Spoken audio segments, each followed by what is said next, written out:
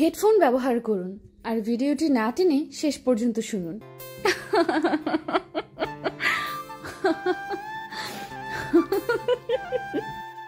এই যে সুন্দরী, একা দাঁড়িয়ে আছো কেন? আমার জন্য নাকি? হোয়াট? বিশ্বাস করো সুন্দরী, তোমার রাঙা চোখের মায়ায় পড়ে গেছি, তোমার মায়াবী চেহারার প্রেমে পড়ে গেছি। আপনি কি পাগল? ছিলাম না সুন্দরী, এইমাত্র হলাম তোমাকে দেখার পর। রাস্তাঘাটে মেয়ে দেখলে ইফটিজিং করতে ইচ্ছে করে না? কি করবো বলো সুন্দরী, পুরনো অভ্যাস ছাড়তেই পারি না। তবে বিশ্বাস করো সুন্দরী, তোমার মতো রূপবতী আমার জীবনে যদি আগে দেখতাম, অনেক আগেই প্রেমিক হয়ে যেতাম। প্রেমিক হয়ে যেতেন? সত্যি প্রেমিক হয়ে যেতাম। তো এর আগে কতজনকে দেখে আপনার প্রেমিক হওয়ার ইচ্ছে জেগেছে বলবেন প্লিজ? বিশ্বাস করো সুন্দরী, এর আগে এমন কাউকে দেখে প্রেমিক হতে ইচ্ছা করেনি। মেয়েটি আগ্রহের সাথে কথা বলছে, পতে গেছে মনে হচ্ছে। তাই বুঝি? বিশ্বাস করো, তোমাকে দেখে আমার বুকের মধ্যে হার্টবিট বেড়ে গিয়েছে। হারামি, তোর ঢপ বন্ধ করবি? চল, দেরি হয়ে যাচ্ছে। আমি পিছনে ফিরে শামীমের দিকে রাগী চোখে তাকালাম। আমি আবার মেয়েটির দিকে তাকিয়ে দেখি মেয়েটি মিটমিট করে হাসছে। আসলে বন্ধু তো দুষ্টামি করে, বোঝনি তো? খুবই ভালো মতো বুঝেছি। তবে বিশ্বাস করো, তোমাকে দেখার পর আমার কেন যেন আজ প্রেমিক হতে ইচ্ছা করছে। তাই প্রেমিক হবেন? আচ্ছা বলুন তো, প্রেমিক বলতে আপনি কি বোঝেন? প্রেমিক বলতে কি বুঝি? বলুন। না মানে বিষয়টা ভাবুক বিষয়, তবে আমার কাছে খুবই ইজি। আমার ভালোবাসা সম্পর্কে অনেক ভালো জ্ঞান আছে। ও মা, তাই? তাহলে বলুন, প্রেমিক প্রেমিকা বলতে আপনি কি বোঝেন? প্রেমিক হলো ছেলেরা, এদের কাজ সুন্দরী মেয়ে পটানো, না পটলে পিছনে লেগে থাকা। কিন্তু আমার আর পিছনে লেগে থাকতে হবে না, কারণ তুমি পটে গেছো। আমার কথা শুনে মেয়েটি সোনালি হাসি দিয়ে উঠল।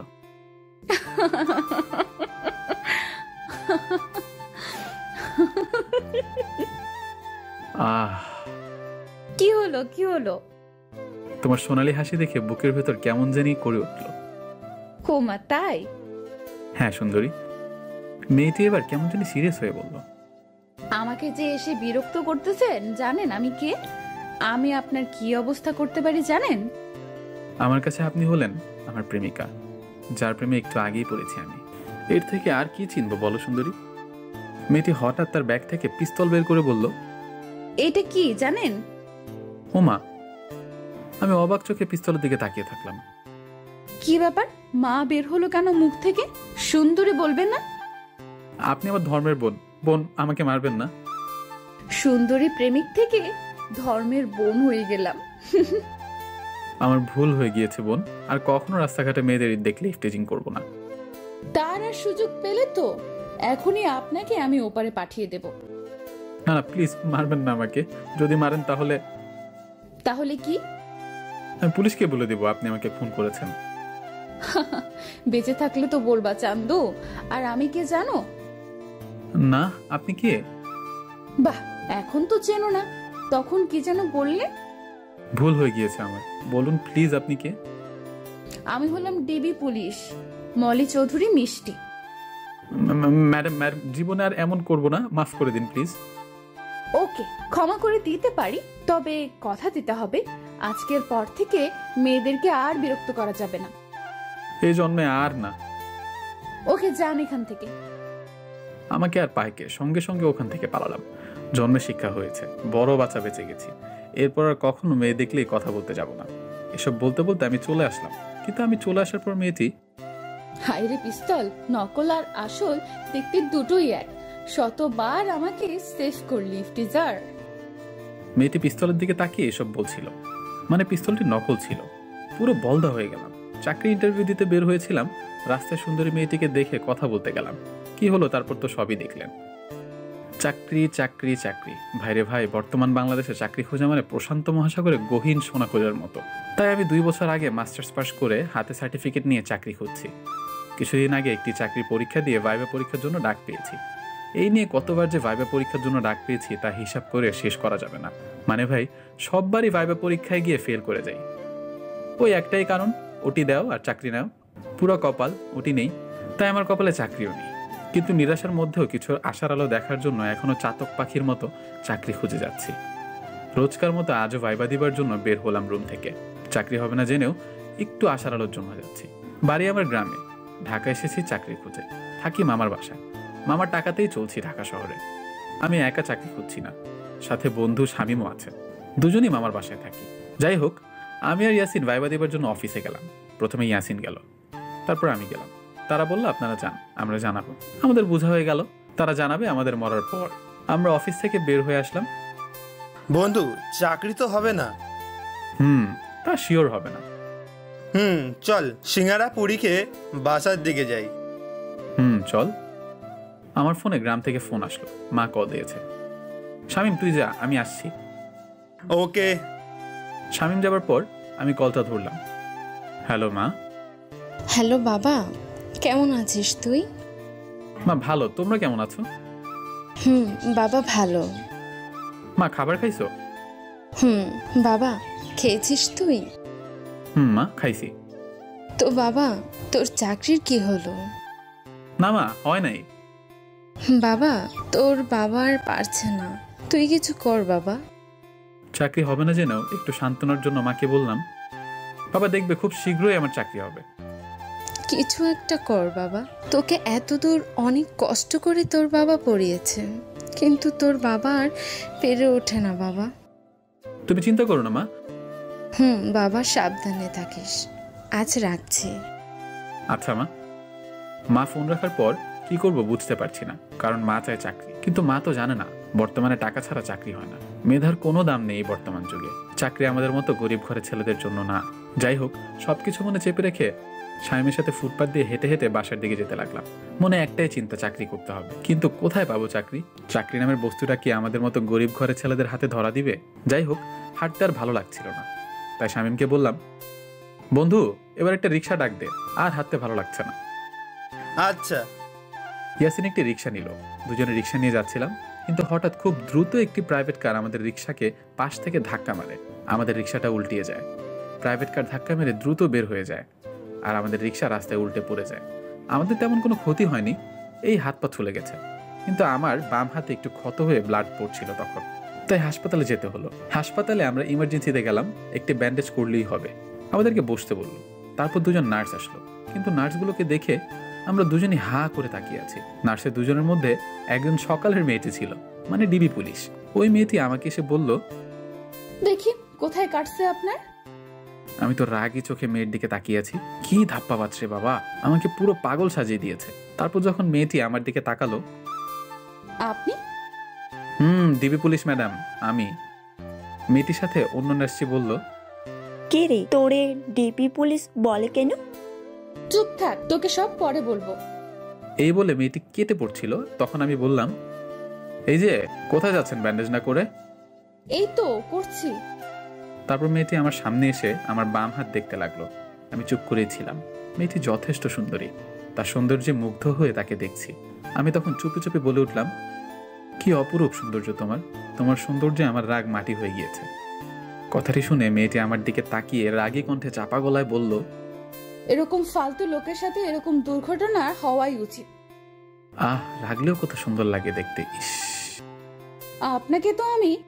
এই বলে মেয়েটি অনেকটা ডেটল তুলায় জমিয়ে আমার কাটা স্থানে চেপে ধরল। উফ, পুড়ছে। ইচ্ছে করে এমনটা করলো নার্স। পুড়ছে আমার, কিন্তু সে ছাড়ছে না। রাগী চোখে তাকিয়ে আছে আর বলল, দেখো কেমন মজাটা। পুড়ছে, ছাড়ুন প্লিজ। নার্সের সাথে ফাজলামি করার মজাটা দেখুন এবার। উফ, ছাড়ুন প্লিজ। চিল্লান কেন? কাটা জায়গায় স্যাভলন না লাগালে হবে না তো? আপনি তো ইচ্ছে করে আমাকে কষ্ট দিচ্ছেন। কে শোনে কার কথা?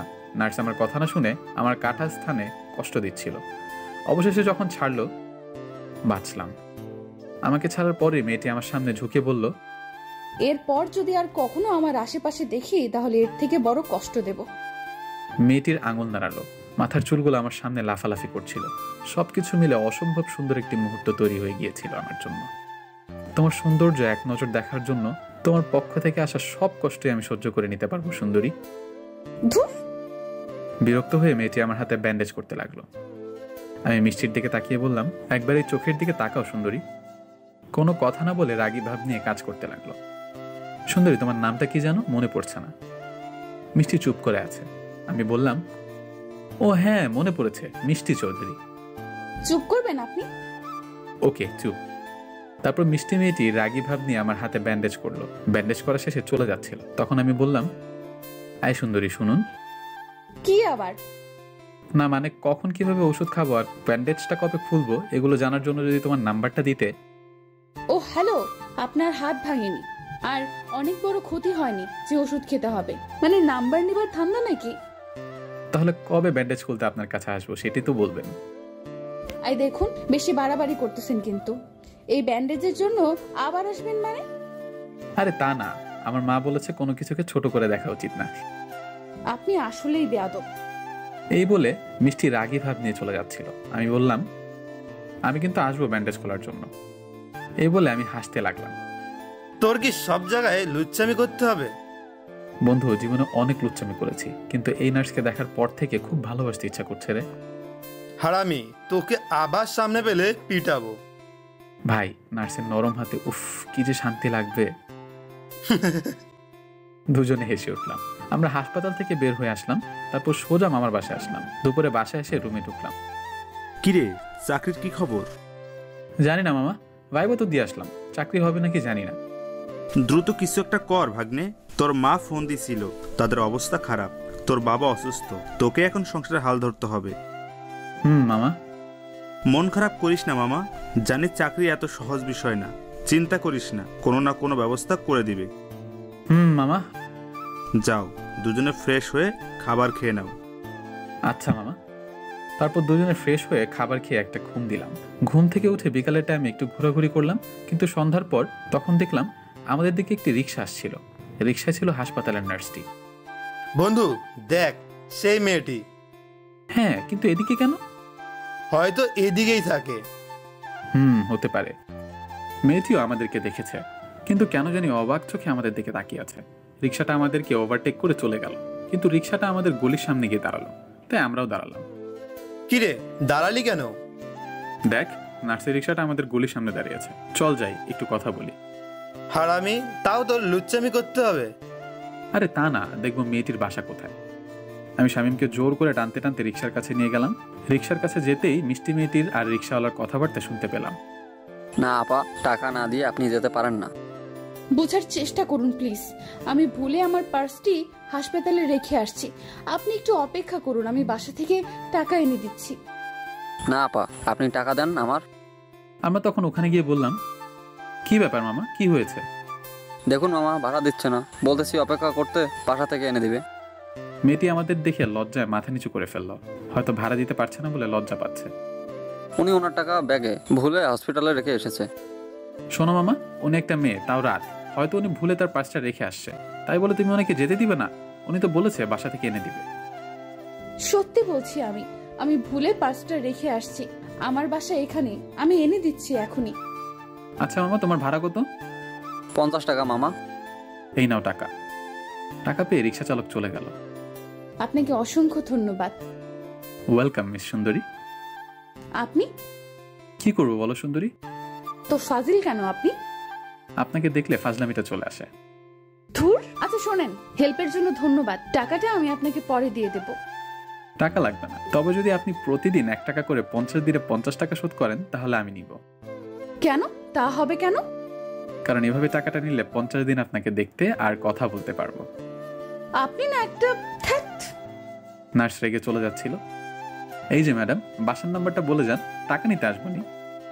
জি না, কোনো দরকার নেই, আমি নিজ দায়িত্বে আপনাকে খুঁজে টাকাটা দিয়ে আসব।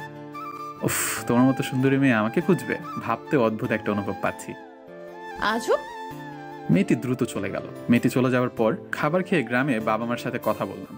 কথা বলা শেষে কি করব, ঘুম আসবে না, তাই রোজকার মতো আজকেও পার্সোনাল ডায়েরিটা হাতে নিলাম। কলম ডায়েরি নিয়ে ছাদে চলে আসলাম। প্রতিদিন ছাদে এসে আমার ডায়েরিতে কবিতা লিখি। ছন্দের তালে ভালোবাসার কবিতা লিখতে ভালো লাগে, কিন্তু ছাদে আসার পর আজ কেন যেন কবিতা লিখতে ভালো লাগছিল না। আজ মনটা কেন জানি সেই নার্সকে নিয়ে লিখতে বলছে, তাই আজ সারাদিন যা ঘটলো মেয়েটির সাথে সেগুলোই লিখতে লাগলাম ছাদে, গুটি গুটি হাঁটি হাঁটি করে। কিন্তু মেয়েটিকে নিয়ে লেখার সময় আমার নিজের লেখা কিছু কথা মনে পড়ে গেল, যাহা আমার ডায়েরিতে লেখা রয়েছে। আমি মরিয়া হয়ে সেই পেজটা সন্ধান করতে লাগলাম। কিছুক্ষণ খোঁজার পর পেয়েও গেলাম।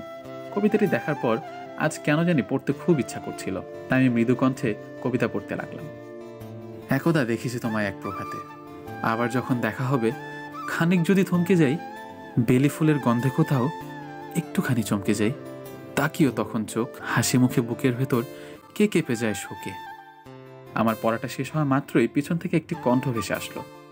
বাহ, চমৎকার। আমি পিছন ফিরে তাকিয়ে যা দেখলাম, দেখার সঙ্গে সঙ্গে মাথা ঘুরে অজ্ঞান হয়ে পড়ে গেলাম।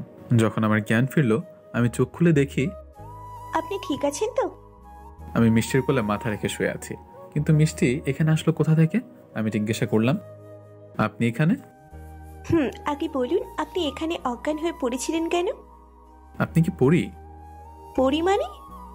মানে আমি ছাদে ঘোরাঘুরি করছিলাম, হঠাৎ পিছনে কারো কণ্ঠ শুনে তাকিয়ে দেখি সাদা পাখনা যুক্ত একটি মেয়ে দাঁড়িয়ে আছে। তারপর আমার আর কিছু মনে নেই। মানে আপনি পড়ি দেখে অজ্ঞান হয়েছেন? হ্যাঁ। কিন্তু পড়ি দেখে অজ্ঞান হবার কি আছে? আরে আপনি জানেন না, পরীরা অনেক শক্তিশালী হয়, যদি আমার কোনো ক্ষতি করতো তাই ভয় পেয়েছি। কই, কোনো ক্ষতি তো আপনাকে করেনি, মনে হয় ভালো পড়ি। হতে পারে। তাই পড়ি দেখে ভয় পাবেন? পরীরা ভালো হয়। আপনি জানেন কিভাবে পরীরা ভালো হয়? আর আপনি এখানে আসলেন কিভাবে? আমি পরিদের সম্পর্কে সব জানি, কারণ আমি ওই নার্স না। মানে কি? শান্ত হন, শুনুন। আমি এই পথ দিয়ে যাচ্ছিলাম, কিন্তু আপনার চমৎকার ছন্দের তালে ভালোবাসার বাক্যগুলো থামতে হলো। তারপর যখন আপনার সাথে কথা বলার জন্য আসলাম, কিন্তু আপনি তো আমাকে দেখেই অজ্ঞান হয়ে পড়ে গেলেন। এখান দিয়ে যাচ্ছিলেন মানে? প্লিজ ভয় পাবেন না, আমি মিষ্টি না। মানে আপনি যেই নার্সকে ভালোবাসেন সেই মেয়ে আমি না। আমি হলাম ভিন গ্রহের প্রাণী, মানে আপনারা যাকে বলেন পরী। আপনি মজা করছেন? না, মজা করতেইছি না। আমি প্রথমে আমার রূপে আপনার সামনে আসলাম, কিন্তু আপনি অজ্ঞান হয়ে গেলেন। তাই আপনি যাকে নিয়ে লেখালেখি করতেছিলেন তার রূপ ধারণ করে আসলাম, যাতে আপনি ভয় না পান। মানে আপনি পড়ি? আমি ভয় ভয়ে পিছু যেতে লাগলাম। আরে আবার ভয় পাচ্ছেন কেন? আমি আপনার কোনো ক্ষতি করব না, ভয় পাবেন না প্লিজ। আমি বিশ্বাস করি না আপনি পড়ি।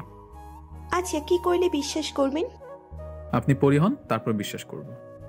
আচ্ছা হচ্ছি, কিন্তু আপনি আবার অজ্ঞান হবেন না তো? না না, হব না, আপনি পড়ি হন। ওকে, হচ্ছি।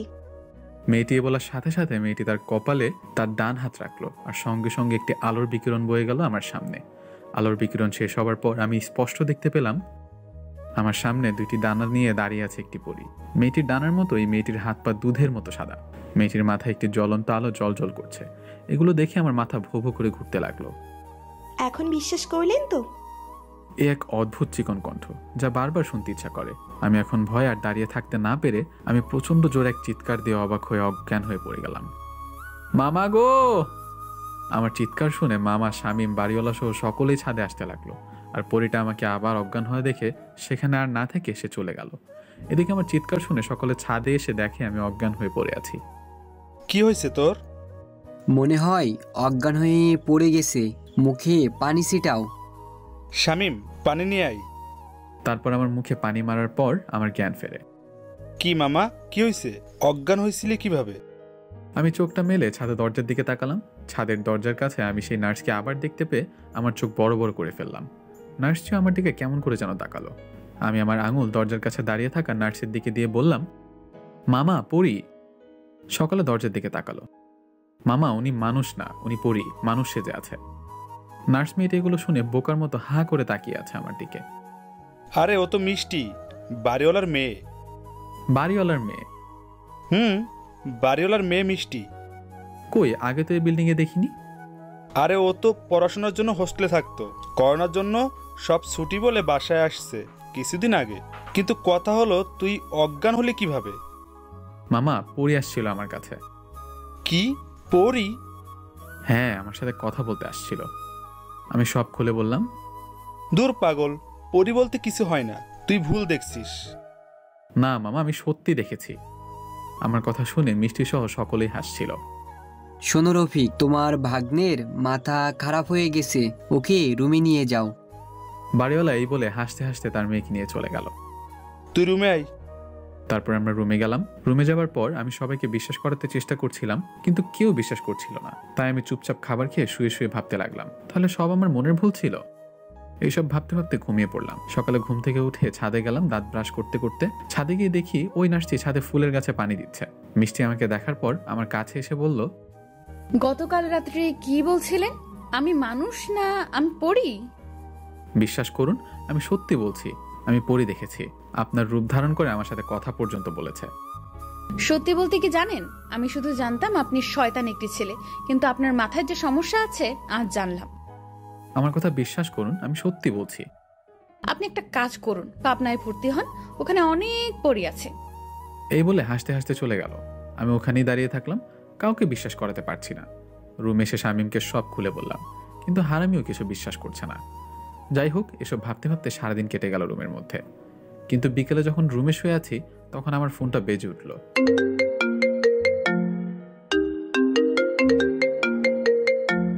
কলটা রিসিভ করলাম। হ্যালো, আসসালামু আলাইকুম। ওয়ালাইকুম আসসালাম। আপনি কি মিস্টার শুভ বলতেছেন? জি, আপনি কে? আমি মুসাফির।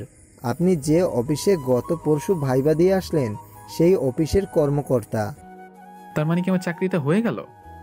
জি স্যার, বলুন। আপনার চাকরিটা হয়ে গিয়েছে, আপনাকে অভিনন্দন। আমি খুশিতে দিশেহারা হয়ে, স্যার সত্যি বলছেন স্যার? জি সত্যি। আপনি আগামী শনিবার অফিসে চলে আসবেন। আর কি স্যার? আরে বোঝেন না কি বলতে চাচ্ছি? কথাটি শুনে নিমিষে আমার খুশি মাটিতে মিশে গেল। এমনটা কজনের সাথে হয়েছে, গল্পপ্রেমিকরা আমাদেরকে জানাতে ভুলবেন না। জি, বুঝে গিয়েছি। কত বলুন? বেশি না, 5 হলেই হয়ে যাবে। আচ্ছা, ভালো থাকবেন। আমি এই বলে কলটা কেটে দিলাম। শালার চাকরির কিছু না বলি, আর ইন্টারভিউই দেব না, চাকরিও করব না। গ্রামে গিয়ে কৃষি কাজ করব। বর্তমানে মেধার কোনো দাম নেই, সব টাকার উপর চলে। সন্ধ্যা প্রায় লেগে গেছে। হাসির আলোর দেখার সাথে সাথে দুঃখের অন্ধকারে সব বিলীন হয়ে গেল। আমার মনটা খারাপ ছিল, তাই সন্ধ্যায় চোখ বন্ধ করতেই কখন ঘুমিয়ে পড়েছি জানি না। খাবারের জন্য মামা ডাকেনি, কাল ভয় পেয়েছি বলে। এক ঘুমে রাত 10টা বেজে গিয়েছে, আমার ঘুম ভাঙেনি। কিন্তু আমার ঘুমের মধ্যে আমি দেখতে পেলাম আমার কাছে কালকে সেই পরীটা এসেছে। আমার সামনে এসে হাঁপিয়ে হাঁপিয়ে পরীটা বলছে, শুভ ওঠো, দ্রুত ওঠো। আমি চোখ খোলার চেষ্টা করলাম, কিন্তু পারলাম না। আমার মুখ দিয়ে কথাও বের হচ্ছিল না। এদিকে আমার স্বপ্নে আমাকে পরীটা ডেকে যাচ্ছিল। যখন আমি উঠছিলাম না, তখন পরীটা আমার শরীরে স্পর্শ করাতে আমি ঘুম থেকে উঠে সোজা বসে পড়ি, আর চোখ খুলে সামনে তাকিয়ে দেখি কালকের সেই পরী। আমি স্বপ্ন ভেবে চোখে আঙুল দিয়ে ডলছিলাম। স্বপ্ন না শুভ, এটা সত্যি। চলো আমার সাথে, দ্রুত চলো। পরীটার কণ্ঠ শুনে আমার পাশে শুয়ে থাকা শামীমকে ডাকতে যাব, তখন পরীটা বলে উঠল, তুমি ছাড়া আমাকে কেউ দেখতে পারবে না। আর আমি তোমার কাছে এসেছি কারণ তোমার ভালোবাসা মিষ্টিকে কিছু বকাটে ছেলেরা প্রাইভেট কারে তুলে নিয়ে যাচ্ছে। মানে? আমি সত্যি বলছি, মিষ্টি হাসপাতাল থেকে আজ একটু দেরিতে বের হয়েছে, আর তাই রাস্তায় কিছু বকাটে ছেলেরা ওকে তুলে নিয়ে গেছে। আপনি মিথ্যা বলছেন আমাকে আপনার সাথে নেবার জন্য। কি প্রমাণ আছে আপনি সত্যি বলছেন? জানি বিশ্বাস করবে না, তাহলে এই দেখো। এই বলে পরীটা তার অলৌকিক শক্তি ব্যবহার করে আমার সামনে দেখাতে লাগলো। আমি দেখলাম নার্সকে কিছু ছেলে গাড়ির মধ্যে জোর করে আটকে রেখেছে, মিষ্টির মুখ ওড়না দিয়ে বাঁধা। আমি তো তোমাকে সেটাই বোঝানোর চেষ্টা করতেছি সেই কখন থেকে। প্লিজ আমাকে ওর কাছে নিয়ে চলেন। আসো। তারপর পরী তার অলৌকিক শক্তি ব্যবহার করে সেখানে নিয়ে গেল। তুমি কিছু একটা করো। যদি আমি কিছু করতে পারতাম তাহলে কি তোমাকে ডাকতাম না? মানে? মানে মানব জাতির উপর আমাদের শক্তি ব্যবহার করা বারণ। যদি করি তাহলে? পরীটা থেমে গেল। তাহলে কি? যদি আমি আমার শক্তি তোমাদের উপর ব্যবহার করি তাহলে আমি সঙ্গে সঙ্গে আমার সব শক্তি হারিয়ে ফেলবো। আমি তোমাদের মতো সাধারণ মানুষ হয়ে যাব। কিন্তু এখন কিভাবে গাড়ি থামাবো? দেখো, ওরা গাড়ির মধ্যে মিষ্টির সাথে নোংরামি করার চেষ্টা করছে। আমি শুধু গাড়িটা থামিয়ে দিতে পারি, এর বেশি কিচ্ছু করতে পারবো না। বাকিটা তোমাকে করতে হবে। তাহলে দ্রুত গাড়িটা থামাও প্লিজ, আর আমার হাতে একটি মোটা লাঠি এনে দাও। আচ্ছা। তারপর পরীটা আমাকে একটি লাঠি দিল, আর তার শক্তি ব্যবহার করে গাড়িটা থামিয়ে দিল। গাড়ি একা একাই বন্ধ হয়ে গেল, আর আমাকে গাড়ির সামনে নিয়ে দাঁড় করালো। গাড়িটা বন্ধ হলে গাড়ির মধ্যে থাকা 4টি লোক গাড়ির সামনে আমাকে দেখে তারা মিষ্টিকে গাড়ির মধ্যে রেখে গাড়ি থেকে বের হলো। আমার হাতে লাঠি দেখে তারা খালি হাতে বের হলো না, তাই আমি তাদের সুযোগ দেবার আগে আমি দ্রুত একজনকে মাথায় বাড়ি দিয়ে মাটিতে শুইয়ে দিলাম। তারপর ওপাশ থেকে বাকি দুজন আসার আগেই এই পাশে থাকা আরেকজনকে মাথায় বাড়ি দিয়ে শুইয়ে দিলাম। আর এইদিকে ওই দুজনের মধ্যে একজন পিছন থেকে এসে সোজা আমার মাথায় বাড়ি দিল। সঙ্গে সঙ্গে আমার মাথা ফেটে রক্ত পড়তে লাগলো, কিন্তু আমি মাটিতে পড়ে না গিয়ে শরীরের সর্বশক্তি দিয়ে লোকটির মাথায় বাড়ি দিয়ে মাথা ফাটিয়ে দিলাম। আর আরেকজন তখন এই সুযোগে আমার বাম হাতে একটি বাড়ি দিল। বাড়ি দেওয়ার সাথে সাথে লোকটির হাতের লাঠি ভেঙে 2 ভাগ হয়ে গেল। বাড়ি দেওয়ার পর আমি আমার বাম হাতে কোনো বল পাচ্ছিলাম না, হয়তো বাম হাত ভেঙে গিয়েছে। আমি আমার পাটা ব্যবহার করে শেষ লোকটির মিডলে লাঠি দিলাম, আর ডান হাতের লাঠিটা দিয়ে মাথায় বাড়ি দিলাম কয়েকটা। সবগুলো মাটিতে গড়াগড়ি খাচ্ছে, আর আমি মাতালের মতো এদিক থেকে ওদিক যাচ্ছি। মাথা থেকে অনবরত রক্ত পড়ছে, মাথাটা ঝিম ধরে আছে, সবকিছু ঘুরছিল। লোকগুলোকে মাটিতে পড়ে থাকা অবস্থায় আমি আরও পেটাতে থাকলাম। সবগুলোকে যখন মাটিতে লেপে দিয়েছি, তখন আমি গাড়ির দরজাটা খুললাম। দরজাটা খুলে আমি ঝাপসা চোখে দেখতে পেলাম মিষ্টি মানে সুন্দরী নার্স অবাক চোখে আমার দিকে তাকিয়ে আছে। আমি মিষ্টিকে গাড়ি থেকে নামালাম। আমি দাঁড়িয়ে থাকতে পারছিলাম না, কারণ প্রচুর রক্ত পড়ছিল, আমার শরীর ঝিম ধরে আসছিল। আমি মাটিতে পড়ে যাওয়ার আগে মিষ্টিকে বাঁধন মুক্ত করলাম। তারপর আমার আর কিছু মনে নেই। তারপর যখন আমার জ্ঞান ফিরল, তখন আমি নিজেকে হাসপাতালের বেডে আবিষ্কার করলাম। আমার পাশে বসেছিল সেই নার্স মানে মিষ্টি। আপনি? আমার মাথায় ব্যান্ডেজ, হাতে ব্যান্ডেজ, বাম হাত কেসে। আপনার জ্ঞান ফিরেছে? আমি আস্তে করে বললাম, হ্যাঁ। আমার জ্ঞান ফেরার কথা শুনে মামা, ইয়াসিন, মিষ্টির বাবা মা ভিতরে আসলো। মামা কেমন লাগতেছে এখন? মামা ভালো। বাবা, তুমি আমার মেয়েকে অনেক বড় বিপদ থেকে বাঁচিয়েছো। তোমাকে যে কি বলে ধন্যবাদ দিব আমি জানি না। আঙ্কেল, এটি আমার কর্তব্য ছিল। তোমরা কেউ ওনার সাথে কথা বললো না, উনি কথা বললে মাথায় সমস্যা হবে। আমি রুমের মধ্যে পরীকে দেখতে পেলাম, আমি ছাড়া তো কেউ দেখতে পাবে না। পরীটা আমার দিকে তাকিয়ে একটি হাসি দিয়ে ফাইন দেখালো হাত দিয়ে। ঠিক বলছো, ওর সাথে কেউ কথা বলো না। তোমরা সকলে বাইরে যাও, ওনাকে রেস্ট নিতে দাও। ওকে। সকালে রুম থেকে বের হলো। তারপর মিষ্টি আমার কাছে এসে বলল, একটু কষ্ট করে উঠে বসতে হবে, একটু ওষুধ খেতে হবে। এত সুন্দর করে কথা এর আগে বলেনি। আমি তো পারবো না উঠতে, বাম হাত ভাঙা। ওকে, আমি উঠিয়ে দিচ্ছি। এ বলে মলি আমাকে ধরে বসালো। নেন, খান। আমি ওষুধটা নিয়ে খেলাম। ওষুধ খাওয়া শেষে মিষ্টি একটি চেয়ার নিয়ে আমার সামনে বসলো আর বলল, আমি কিছু কথা বলবো, সব কথার উত্তর দিবেন, তবে আস্তে আস্তে। তার আগে আমার কিছু কথা আছে। কি কথা? আমি আপনাকে বাংলা সিনেমার নায়কের মতো বাঁচালাম, তোমার তো এখন আমার প্রেমে পড়ে যাবার কথা। তাই? তুমি আমাকে এখন বলবে তোমাকে ভুল বুঝছি, আমাকে ক্ষমা করে দাও, আর আমি তোমাকে ভালোবাসি। না, বলবো না তো। কেন? তুমি কি আমার প্রেমে পড়োনি? না তো। পড়ো নাই? না মানে, আপনি কি ভালো হবেন না? হাসপাতালের বেডে শুয়ে আছেন, তাও শয়তানি করতেছেন। কি করব তাহলে? আগে আমার প্রশ্নের উত্তর দিন।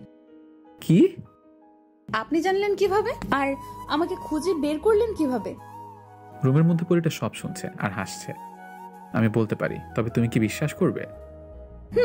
অবশ্যই করব, বলেন। আগে কথা দাও, কথাগুলো কাউকে বলবে না। আচ্ছা, বলবো না, বলেন। তুমি বিপদে আছো, কোথায় আছো, এই সব কিছু আমাকে বলেছে সেই দিন রাত্রে পরিটা।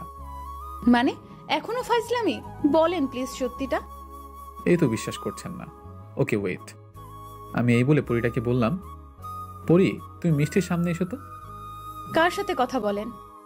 চুপ করো, পরি আসো প্লিজ। পরিটা না করলেও আমার চাপে আসতে বাধ্য হলো। কি এখন বিশ্বাস হলো? তার মানে সেদিন রাত্রে সব কথা সত্যি ছিল? আপু সত্যি ছিল। কিন্তু আমি তো জানতাম পরি বলতে কিছু নেই। ভুল জানতে, এখন সঠিকটা দেখে জেনে নাও। সেটাই তো দেখছি। তারপর পরিটা হঠাৎ বলে উঠল, তোমরা থাকো, আমাকে যেতে হবে, আমার ডাক পড়েছে। আগামী 1 মাস পৃথিবীতে আসা বারণ আমাদের, তাই আসতে পারবো না। কেন আসতে পারবে না? কারণ আমাদের রাজ্যের রাজার মেয়ের বিবাহ, এই জন্য। আমি আসি, তোমরা দেখে শুনে থেকো, 1 মাস পর দেখা হবে। আচ্ছা, মিস করবো খুব। আমিও অনেক মিস করব। এই বলে পরিটা চলে গেল। কি সুন্দরী, চুপ কেন? আমি সত্যিই অবাক, বাস্তবে পরি আছে জেনে। যাই হোক, এখন সুন্দর করে লাভ ইউ বলে দাও। মানে এটা বলবো কেন? আজব, যদি আমাকে এখন ভালোবাসি না বলো, তাহলে তো পুরো বাংলা সিনেমার কাহিনীকে অবমাননা করা হবে। বিরক্ত হয়ে মলি রুম থেকে বের হয়ে গেল। আমার আর ভালোবাসি কথাটা শোনা হবে না, গল্পেও না, বাস্তবেও না। যাই হোক, আমার সুস্থ হতে 1 মাস লেগে গেল। মলি আমাকে অনেক সেবা যত্ন করে, কিন্তু ভালোবেসে করছে নাকি নার্সের কর্তব্য থেকে করছে জানি না। তবে এখন আমরা অনেক ক্লোজ হয়ে গিয়েছি, বন্ধুর মতো আচরণ করে মিষ্টি আমার সাথে, কিন্তু আমাকে ভালোবাসে কিনা এটি বলে না। যাই হোক, এভাবে একদিন আমি আর শামীম ঘুরতে বের হয়েছিলাম। তখন আমরা দেখতে পেলাম মিষ্টি একটি ছেলের হোন্ডার পিছনে বসে আছে। মিষ্টি ছেলেটির কাঁধে হাত রেখে কথা বলতে বলতে কোথায় যেন যাচ্ছে। বন্ধু, মিষ্টি মনে হলো। মিষ্টি তো। ছেলেটি কে জানি না। চল তো দেখি। না থাক, বাদ দে। বাদ দেবো কেন? জানতে হবে না কে? যদি বয়ফ্রেন্ড হয় তাহলে তোকে এতদিনে ঘুরালো কেন? বাদ দে। তুই আয় তো। এই বলে শামীম একটি সিএনজি নিল আর সেই হোন্ডার পিছু নিলাম। প্রথমে তারা একটি পার্কে গেল, সেখানে অনেকক্ষণ গল্প করলো, বাদাম মুড়ি খেলো, তারপর তারা রেস্টুরেন্টে ঢুকলো। বন্ধু, কিছু বুঝতে পারলি? বন্ধু, আমরা অনেক সময় চোখে যা দেখি আর মনে যা ভাবি সেটা সত্য নাও হতে পারে। আমি বুঝলাম না তুই এখনো শান্ত আছিস কিভাবে? আমার তো রাগে গা জ্বালা দিচ্ছে। শোন বন্ধু, এখানে রাগার মতো কিছু নেই। তুই ভেবে দেখ, মিষ্টি কিন্তু এখন আমাকে বলেনি সে আমাকে ভালোবাসে। আমাদের মধ্যে তেমন কিছুই হয়নি। এখন যদি আমরা জানতে পারি মিষ্টির বয়ফ্রেন্ড আছে, তাহলে আমরা মিষ্টির খারাপ মেয়ে বলতে পারবো না, কারণ সে আমাকে বলেনি যে সে আমাকে ভালোবাসে। তা ঠিক, কিন্তু তোকে যে ভালোবাসতে পারবে না বা ওর বয়ফ্রেন্ড আছে এগুলো তো কিছুই বলেনি। আচ্ছা বাদ দে তো, আমার বুকের ভেতর কেমন যেন করছিল, খুব কষ্ট হচ্ছিল মিষ্টিকে অন্য ছেলের সাথে দেখে। চল আমরা কথা বলি ওদের কাছে গিয়ে। পাগল হয়েছিস তুই? চল বাসায় চল। আমি এই বলে শামীমকে নিয়ে বাসায় চলে আসলাম। বাসায় আসার পর আমি ছাদে গিয়ে দাঁড়িয়েছিলাম মন খারাপ করে। পরীকে আজ অনেক মিস করছিলাম। যদি পরীটা থাকতো ওর কাছে মনের কথাগুলো শেয়ার করতে পারতাম। এসব যখন ভাবছি তখন নিচে দেখলাম সেই ছেলেটি হোন্ডায় করে মিষ্টিকে বাসার সামনে নামিয়ে দিল। মিষ্টির হাতে ফুলের তোড়া ছিল। আমি চুপটি করে চাপা কষ্ট বুকে চেপে রেখে আকাশের দিকে তাকিয়েছিলাম। কিন্তু এদিকে মিষ্টি তাদের রুমে যাওয়ার আগে আমাদের রুমে কলিং বেল বাজালো। দরজা এসে শামীম খুললো। শামীম মিষ্টির হাতে ফুলের তোড়া দেখলো। কি খবর শামীম, কেমন আছো? ভালো। কি ব্যাপার, মন খারাপ নাকি? না, তেমন কিছু না। তো তোমার বন্ধু কোথায়? আমাকে খুঁজতে দেখে ইচ্ছা করে মিথ্যা বলল। ও তো বাসায় নেই, ও একটু বাইরে গেছে। ওহো ওহো, আচ্ছা। হ্যাঁ, ভিতরে আসুন। না থাক, পরে এক সময় আসবো। তুমি তোমার বন্ধুকে বলো আমাকে কল দিতে। এই বলে মিষ্টি চলে গেল। মিষ্টি চলে যাওয়ার পর শামীম দরজাটা আটকে দিল। আর এদিকে আমার মনে অনেক আজেবাজে কথা ঘুরপাক খাচ্ছিল। হয়তো মিষ্টির আপন মানুষ আছে বলেই আমাকে গ্রহণ করেনি, আবার নাও হতে পারে।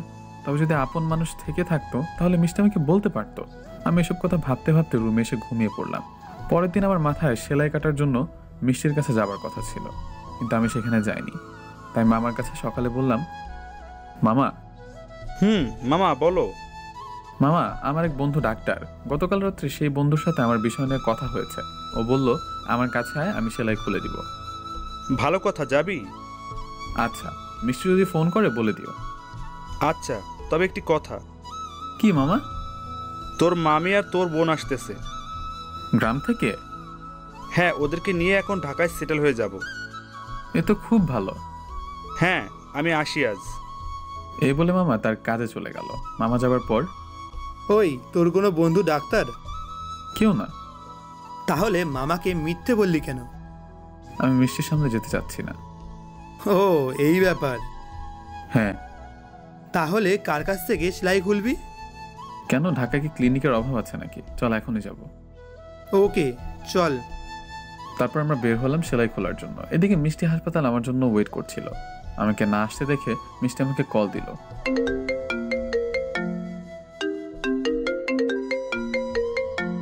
আমি কল এসে দেখে ফোনটা বন্ধ করে দেই।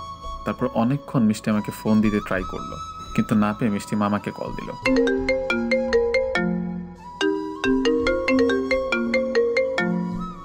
হ্যালো মামা। মিষ্টি বলো। মামা, শুভ কোথায়? এখনো আসলো না তো সেলাই খোলার জন্য? ওহো, ওর এক বন্ধু ডাক্তার, তার কাছে গিয়েছে সেলাই খোলার জন্য। ও আচ্ছা। মিষ্টির মনটা খারাপ হয়ে গেল কথাটা শুনে। আচ্ছা, একটু বিজি আছি, পরে কথা বলবো। আচ্ছা মামা। এই বলে মামা কল কেটে দিল। আর এদিকে মিষ্টির মনটা খারাপ হয়ে গেল। দেখতে দেখতে এভাবে 3 দিন কেটে গেল। এই 3 দিন মিষ্টির সাথে দেখা কথা কিছুই হয়নি। মিষ্টি যাতে আমাকে কল না দিতে পারে এর জন্য আমি আমার ওই নাম্বারটা বন্ধ করে রেখেছি। মিষ্টি এই কয়দিন আমার সাথে কথা বলার জন্য অনেক চেষ্টা করেছে, কিন্তু আমি সুযোগ দিইনি। কিন্তু আজকে মিষ্টির বাবা মা আমাদের বাসায় এসে দাওয়াত দিয়ে গিয়েছে। আজ সন্ধ্যার পর তাদের বাসায় যেতে বলেছে সবাইকে। মিষ্টিকে বিপদ থেকে বাঁচিয়েছি এর জন্য, কিন্তু আমি মামার শামীমকে পাঠিয়েছি। আমি মামাকে বলেছি আমার পেট খারাপ, তাই যাব না। তারপর মামার শামীম গেল। শামীম যেতে চাচ্ছিল না, তাও গেল।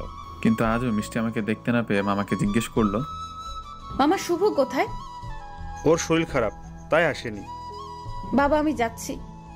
এই বলে মিষ্টি আমাকে ডাকার জন্য আমাদের রুমের দিকে আসছিল। আমি জানতাম আমাকে না দেখে মিষ্টি আসতে পারে, তাই রুম আটকিয়ে ছাদে চলে এসেছি।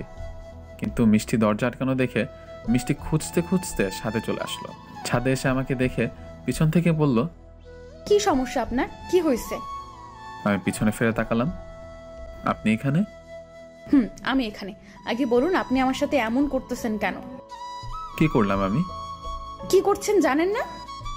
না তো, কি করেছি? আপনি ভালো করেই জানেন আমি কি নিয়ে কথা বলতেছি। আজব, সত্যি আমি বুঝছি না কিছু। আপনি আমাকে গত কয়েকদিন যাবত ইগনোর করতেছেন। আরে ভুল বুঝছেন, আমি ইগনোর করবো কেন? এই একদম মিথ্যা বলবেন না। আমি কল দিলে নাম্বার বন্ধ করে রেখে দেন।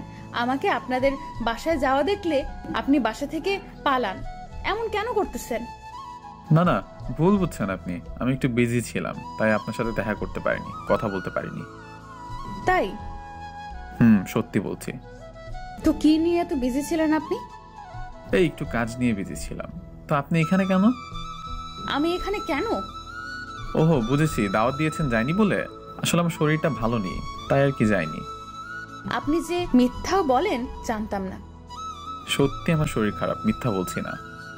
চুপ করুন, আপনার শরীর খারাপ কিনা দেখতেই পারতেছি। আসলে কোনো কথা শুনবো না আপনার আর। এখনই আপনি আমার সাথে আমাদের বাসায় যাবেন, আসুন। মিষ্টির রাগ দেখে আমি চুপচাপ বললাম, আচ্ছা চলুন। তারপর সোজা মিষ্টিদের বাসায় গেলাম। মিষ্টিদের বাসায় যাওয়ার পর তারপর আমি খাবার টেবিলে বসলাম, আর মিষ্টি আমার কাঁধের কাছে এসে দাঁড়ালো আর ইচ্ছা মতো খাবার প্লেটে দিতে লাগলো। আরে আরে করছেন কি? আমি এত খেতে পারবো না। তা বললে তো হবে না, আপনার শরীর ভালো করে দিব খাবার খাইয়ে। মানে কি? মানে কিছুই না, সব খাবার খেতে হবে। আমি আর কিছু বললাম না। মিষ্টির রাগ দেখে চুপচাপ খেতে লাগলাম। খাবার খাওয়া শেষে আমরা যখন চলে আসছিলাম, তখন মিষ্টি সুযোগ বুঝে আমার কানের কাছে এসে বলল, নাম্বারটা যেন আজ থেকে খোলা পাই, না হলে খবর আছে। আমি কিছুই বললাম না। মিষ্টির দিকে একটু তাকিয়ে বের হয়ে আসলাম। আমার রুমে আসার পর আমি ভাবতে লাগলাম, মিষ্টি এমন করছে কেন? ও তো আমাকে ভালোবাসে না, তাহলে এমন করলো কেন? এসব ভাবতে ভাবতে মিষ্টির বলা কথাটা মনে পড়ে গেল। নাম্বার খোলা না পেলে আমার কপালে শনি আছে। তাই কিছু না ভেবে নাম্বারটা ফোনে ভরে অন করলাম। নাম্বারটা অন করার 1 মিনিটের মধ্যে 50টা SMS আসলো মিষ্টির নাম্বার থেকে। মিস কল অ্যালার্ট সার্ভিস চালু করা ছিল, তাই দেখতে পেলাম মিষ্টি আমাকে মোট 30 বার কল করেছে। আমি তো এগুলো দেখে পুরাই অবাক। মিষ্টি আমাকে কেন এত কল বা SMS দিবে? তাহলে কি মিষ্টিও আমাকে ভালোবাসে? যদি আমাকে ভালোবাসে তাহলে ওই ছেলেটিকে। তাহলে কি আমি মিষ্টিকে ভুল বুঝছি? আমার মাথায় কিছুই ঢুকছে না। আমি মনে মনে ঠিক করলাম, না, বিষয়টা নিয়ে মিষ্টির সাথে কথা বলতে হবে। আমার মন এখন বলছে হয়তো আমি মিষ্টিকে ভুল বুঝছি। এসব ভাবছিলাম বসে বসে, হঠাৎ ফোনটা বেজে উঠল।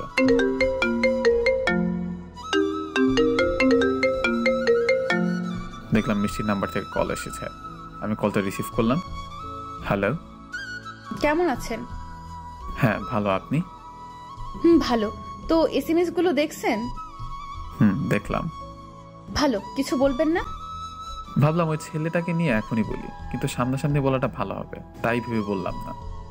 কি বলবো? কিছুই বলার নেই? না।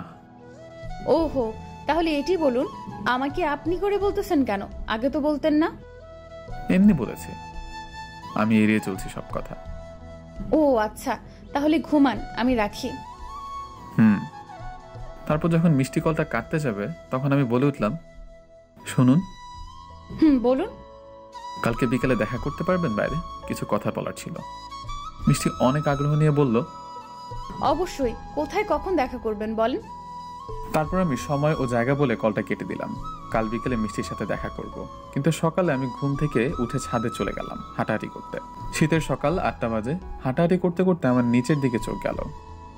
নিচে দেখি সেদিনকার সেই ছেলেটি বাড়ির সামনে হোন্ডা নিয়ে দাঁড়িয়ে আছে। আমি ভাবতে লাগলাম, ছেলেটা এখানে কেন? ঠিক তখনই দেখলাম মিষ্টি বাসা থেকে সেজে গুজে বের হলো, আর ছেলেটার হোন্ডায় বসে কোথায় যেন গেল। এটি দেখার পর আমার মনটা সঙ্গে সঙ্গে খারাপ হয়ে গেল। মিষ্টির সাথে দেখা করার ইচ্ছাটাও মরে গেল। তাই মন খারাপ করে সারাদিন রুমে শুয়েছিলাম। কিন্তু দুপুরে বাসায় মামি আর মামাতো বোন আসলো। মামাতো বোনের নাম সুমি, আর আমি সবসময় আমার সাথে দুষ্টামি করে। আমাকে কিভাবে প্যারায় ফেলবে সেই চিন্তায় থাকে। তাই বাসায় এসেই আমাকে খুঁজতে খুঁজতে আমার রুমে চলে আসলো। ভাইয়া ভাইয়া, আমি চলে আসছি। সুমি ক্লাস 10-এ পড়ে, অনেক ফাজিল। আমার কপাল পুড়েছে। তা তো পূর্বেই। শোন, বেশি কিছু বলবো না, বিকালে ঘুরতে নিয়ে যেতে হবে। এখন ট্রাভেল করে আসছি, ক্লান্ত অনেক, এখন বিশ্রাম নিব, বিকালে ঘুরতে যাব, ঠিক আছে? অনেক ঘন পেঁচাল পারে শুনি, জেনে রাখুন। ওকে নিয়ে যাব? আমি হ্যাঁ বলে দিলাম। না বললে আমাকে কি কি বিপদে ফেলবে কে জানে। এই তো গুড বয়, আমার সোনা ভাই। এই বলে হারামিটা একটি চুন্নি মার্কে হাসি দিয়ে চলে গেল। তারপর আর কি, বিকালে সুমিকে নিয়ে বের হলাম। আর এদিকে মিষ্টি হাসপাতাল থেকে বের হয়ে আমাকে কল দিয়েই যাচ্ছে। আমি ফোন ধরছিলাম না, পাশে সুমি ছিল বলে। যখন ফোনে মিষ্টি আমাকে পেল না, তখন সে রিক্সা করে বাসার দিকে আসছিল। কিন্তু রাস্তায় মিষ্টি আমাকে আর সুমিকে রিক্সায় দেখে অবাক চোখে তাকিয়ে আছে। মামা মামা রিক্সা ঘুরান আর ওই রিক্সাটাকে ফলো করেন। মিষ্টি সঙ্গে সঙ্গে রিক্সা চালককে রিক্সা ঘুরাতে বলল। তারপর রিক্সা চালক রিক্সা ঘুরিয়ে আমার পিছু আসতে লাগলো। আর সুমিতা আমার সাথে দুষ্টুমি করছিল। এগুলো দেখে মিষ্টি রেগে আগুন হয়ে গেল, তাই বারবার কল দিচ্ছিল। আমি ধরছিলাম না। অবশেষে যখন আমরা একটি পার্কে গেলাম, পার্কে সুমি আর আমি ঘোরাঘুরি করছিলাম, তখন হঠাৎ মিষ্টি আমাদের সামনে চলে আসলো। আমি মিষ্টিকে দেখে হা করে তাকিয়ে আছি। এই আপনার বিকেলে দেখা করা? না মানে হয়েছে কি? চুপ, কোনো কথা বলবেন না। এই মেয়েটাকে? সুমি বুঝতে পারলো আমাদের মধ্যে কি সম্পর্ক, তাই সুমি আমাকে পচানোর জন্য বলল, সোনা, মেয়েটা কে গো? সুমি হঠাৎ আমার বাম হাত জড়িয়ে ধরে ঢং করে কথাটি বলল। এটি দেখে মিষ্টি আরো রেগে গেল। আমি কে? ওই আপনি বলবেন মেয়েটি কে? আমি কিছু বলার আগেই সুমি বলে উঠল, সোনা, বলে দাও তো, আমি তোমার গার্লফ্রেন্ড। আমি তো আজ শেষ। হোয়াট? গার্লফ্রেন্ড মানে? হ্যাঁ, আমি ওর গার্লফ্রেন্ড। কি গো, তুমি চুপ কেন? কিছু বলো। কি বলবে? বলার মতো কিছু আছে নাকি? যাই হোক, আপনার যে গার্লফ্রেন্ড আছে আমি জানতাম না। আমিও জানতাম না। কি জানতেন না? কিছু না। ভালো থাকবেন, জীবনে দুজনে হাসি খুশি থাকবেন, এই দোয়াই করি। বাই। মিষ্টি কথাগুলো বলে চলে যাচ্ছিল। তখন সুমি পিছন থেকে মিষ্টিকে ডাকতে যাবে, তখন আমি সুমিকে আটকালাম। কি ভাইয়া, আটকাচ্ছ কেন? চলে যাচ্ছে তো। যেতে দে। যেতে দেবো মানে? মেয়েটি যে তোমাকে ভুল বুঝছে, ভুলটা ভাঙাতে হবে না? না, আমি চাই ও আমাকে ভুল বুঝে দূরে চলে যাক। কেন চাও? কারণ ওর বয়ফ্রেন্ড আছে। কি বলো? ওই মেয়ের বয়ফ্রেন্ড আছে? হ্যাঁ আছে। ওর সাথে কোনো কিছু হওয়ার আগে বিষয়টা দেখে ফেলেছি, এতে সবার জন্য ভালো হয়েছে। না ভাইয়া, মেয়েটিকে দেখে মনে হচ্ছে না মেয়েটির বয়ফ্রেন্ড আছে। তুই ছোট মানুষ, তুই কিছু বুঝবি না। চল বাসায় চল। এই বলে সুমিকে নিয়ে বাসায় চলে আসলাম। আসার পথে সুমি বারবার বলছিল মেয়েটি আমাকে সত্যি অনেক ভালোবাসে। আমি ওর কথা শুনে হাসছিলাম শুধু। এইদিকে মিষ্টি মন খারাপ করে সোজা বাসায় চলে আসলো। আমার গার্লফ্রেন্ড আছে এটি শোনার পর মিষ্টি রুমে গিয়ে কান্না করতে লাগলো। আর এদিকে আমরা বাসায় এসে রাত্রে খাবার খেয়ে রুমে শুয়ে পড়লাম। আমার মন একদম মানছিল না, তাই ডায়েরিটা নিয়ে হাঁটতে হাঁটতে ছাদে চলে গেলাম। কিন্তু ছাদে গিয়ে দেখি মিষ্টি আর সুমি সামনাসামনি। এদিকে আমাকে আবার ছাদে দেখে মিষ্টি অবাক হয়ে আমাকে বলল, ও এই ব্যাপার তো মিস্টার শুভ, এটি তো হোটেল না যে অনৈতিক কর্মকাণ্ড করবেন আপনার গার্লফ্রেন্ডকে নিয়ে এসে। আমি বুঝতে পারলাম মিষ্টি আমাকে কি মিন করে কথাগুলো বলল। কি যাতা বলছেন? যাতা না, ঠিকই বলছি। ছি, আপনি এত খারাপ। আরে আপু, তুমি আমাকে ভুল বুঝতেছো। কিসের ভুল? তোর লজ্জা করতেছে না বিয়ের আগে এসব করতে? তুমি এখনই আমাদের বাসা থেকে বের হয়ে যাবা, না হলে আমি বাবাকে ডাকতে বাধ্য হব। কি আজব। আরে আপু, উত্তেজিত হবেন না। আপনি যেমন ভাবতেছেন তেমন কিছুই না। ও আমার বয়ফ্রেন্ড না, আমার ভাইয়া। মানে? আমি ভাইয়ার মামাতো ছোট বোন সুমি। মানে তুমি আমার মামার মেয়ে? হ্যাঁ, ঠিক ধরেছেন। আমরা গ্রামে থাকি, ঢাকাতে আজকেই আসছি। তাহলে তখন কেন বললে ওর গার্লফ্রেন্ড? আপু, তখন তো আমি আপনার সাথে মজা করছি। আমি বুঝতে পারছিলাম আপনাদের দুজনের মধ্যে কিছু চলছে। মজা করার শেষে তো কিছুই বললে না। আরে আমি তো আপনাকে ডেকে সব বলতে চেয়েছিলাম, কিন্তু ভাইয়াই তো নিষেধ করেছিল, বলল বলিস না কিছু। ও আচ্ছা, ভাইয়া বারণ করেছে? আমার কপালে এখন শনি আছে, আমি ওখানে দাঁড়িয়ে ওদের সব কথা বাড়তে শুনছিলাম। হ্যাঁ আপু, ভাইয়া নিষেধ করেছে। আচ্ছা সুমি, তোমার ভাইয়ার সাথে কিছু কথা আছে, তুমি কি আমাদের একটু সময় দিবে? অবশ্যই ভাইয়া, তুমি এবার সামলাও। সুমি বলে চলে যায়। মিষ্টি সোজা আমার কলার চেপে ধরলো। আমাকে কষ্ট দিতে অনেক ভালো লাগে না? কি করছেন? কলার ছাড়ুন প্লিজ। তোমাকে এত সহজে ছাড়তেছি না। আগে বল, তুই আমাকে কষ্ট দিলি কেন? আমাকে এড়িয়ে চলিস কেন? তো কি করব? আপনি তো আমাকে ভালোবাসেন না, আর আমাকে কি আপনি কষ্ট দেননি? কথাটা বলাতে মিষ্টি আমার কলার ছেড়ে দিল। তুমি কি বোঝো না আমি তোমাকে ভালোবাসি নাকি বাসি না? নাকি বোঝো না বোঝার ভান করে থাকো? বুঝে নিতাম যদি বোঝার ইচ্ছাটা মরে না যেত। বোঝার ইচ্ছাটা মরে গেল কেন? কেন তুমি জানো না? বুঝতে পারছো না কি করেছো তুমি? আমি সত্যিই জানি না আমি কি করেছি। বলো আমি কি করেছি। বলতে খারাপ লাগলেও বলছি, আমি সেদিন তোমাকে ওই ছেলেটার সাথে রেস্টুরেন্টে, পার্কে, হোন্ডায় ঘুরতে দেখেছি। আর ঘোরা শেষে ফুল হাতে করে যে বাসায় আসলে সেটিও দেখেছি। ওয়েট, তুমি হৃদয়ের কথা বলতেছো নাকি? জানি না ছেলেটার নাম কি, তবে সব আমি নিজের চোখে দেখেছি। আর আজও দেখলাম সকালে সেই ছেলেটির সাথেই বাড়ির সামনে থেকে হোন্ডায় করে কোথায় যেন গেলে। আরে ধুর, ও তো আমার খালাতো ভাই হৃদয়। সেদিন ওর সাথে সব জায়গায় গিয়েছিলাম, কারণ ও আমাকে ট্রিট দিল। ট্রিট দিবার কারণ হলো ওকে একটি মেয়ের সাথে রিলেশন করিয়ে দিতে হবে। আর দিন শেষে আমি ফুলগুলো কিনে এনেছিলাম তোমাকে দেব বলে, হৃদয় আমাকে দেয়নি। আর যদি আজকের কথা বলো, আজ ওই মেয়েটির সাথে হৃদয়ের সম্পর্কটা ফাইনাল করে দিলাম। আমি মিষ্টির কথা শুনে হা করে তাকিয়েছি মিষ্টির দিকে। কি হলো, ভুল ভাঙছে নাকি এখনো সন্দেহ আছে? সত্যি তোমার ভাইয়া? আরে বাবা হ্যাঁ। ছি, আমি তোমাকে কত ভুল বুঝলাম। হইছে, এখন আর ছি করতে হবে না। নাও এখন আমাকে প্রপোজ করো। কি প্রপোজ? প্রপোজ করতে বসছি, হা করতেছো কেন? এখনই করব? হ্যাঁ এখনই করবা। হ্যাঁ করছি। হ্যাঁ করো। তারপর আমি মিষ্টির সামনে হাঁটু গেড়ে বসে বললাম, হবে কি তুমি আমার সকালবেলার সূর্যের রশ্মি? হবে কি তুমি আমার শীতের রাতের কাঁথা? হবে কি তুমি আমার 11 সন্তানের মা? আই লাভ ইউ, তোমাকে ভালোবাসি আমি। কুত্তা, এটা কোন ধরনের প্রপোজ? পছন্দ হলে 1 চাপুন, না হলে 2 চাপুন। 1 চাপলাম, ভালোবাসি তাই। এই বলে মিষ্টি আমাকে জড়িয়ে ধরলো, আর এইভাবে সম্পর্ক হলো আমাদের। তারপর আমরা অনেকক্ষণ ছাদে গল্প করার পর যার যার রুমে গেলাম। ঘুমটা ভালোই হলো আজ, কিন্তু সকালে আমি আমার বুকে কোনো কিছুর চাপ অনুভব করছিলাম। আমি চোখটা খুলে দেখি আমার বুকটা ফুলে আছে কম্বলের ভিতর। আমি কম্বলটা উঁচু করে দেখি, ও মাগো! আমি কম্বলের নিচে মেয়ের মাথা দেখে লাফ দিয়ে উঠলাম। এখন চুপ, আমি মিষ্টি। তুমি এখানে কিভাবে? তোমার প্রপোজালের কথা মতো তোমার শীতের কাঁথা হতে আসলাম। এ বলে মিষ্টি আমাকে শক্ত করে জড়িয়ে ধরলো। ও মা, তাই? তাহলে চলো প্রপোজ অনুসরণ করে 11 বাচ্চার মা হওয়ার মিশন শুরু করি। যা ফাজিল। কেন, চলো মিশন শুরু করি। না, এই মিশন শুরু হবে বিবাহের পর, বুঝছো? ওকে, তাই হবে। শোনা, এখন বলো তো, কেন তুমি সকাল সকাল লুকিয়ে আমার রুমে আসলে? যদি কেউ দেখে ফেলে তো কি হবে বুঝতে পারছো? কিছুই হবে না, কেউ দেখে ফেলুক, আমি চাচ্ছি। কারণ দেখলে আমাদের দুজনকে বিয়ে দিয়ে দিবে। এই মেয়েরা তো বুদ্ধি কেন! পাগলি একটা। এই শোনো। হ্যাঁ বলো। তুমি সুন্দর করে প্রপোজ করতে পারো, কিন্তু আমার সময়। ও এই ব্যাপার। তো আমার প্রিয়, তোমার কি প্রপোজ পছন্দ হয়নি? জানি না আমি। আচ্ছা, আমি এখন আবার প্রপোজ করছি। তুমি চোখ বন্ধ করে আমার বুকে শুয়ে থাকো। আচ্ছা। এই বলে মিষ্টি চোখ বন্ধ করে চুপটি করে আমার বুকে মাথা রেখে শুয়ে থাকলো। আর তখন আমি আবার প্রপোজ করলাম। ভালোবাসা কাকে বলে সেটির সঠিক সংজ্ঞা আমার জানা নেই। শুধু এটা জানি, তোমাকে একটি পলক দেখার জন্য আমার বুকের ভেতরটা হাহাকার করে। তোমাকে দেখলেই, তোমার সাথে কথা বললেই মুহূর্তের মাঝেই কেন জানে আমার হার্টবিটটা বেড়ে যায়। সারাটি ক্ষণ মাথায় শুধু তোমার ভাবনায় ঘুরপাক খায়। আর সবচেয়ে বড় ব্যাপার এটা যে তোমার কথা ভাবতে খুব ভালো লাগে। তোমার কথা ভাবলেই মনের মাঝে অসম্ভব রকম এক ভালো লাগা কাজ করে।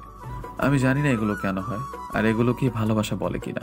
যদি এগুলোকেই ভালোবাসা বলা হয়ে থাকে, তাহলে বলতে চাই, হ্যাঁ আমি তোমাকে ভালোবাসি, আমার নিজের থেকেও বেশি ভালোবাসি।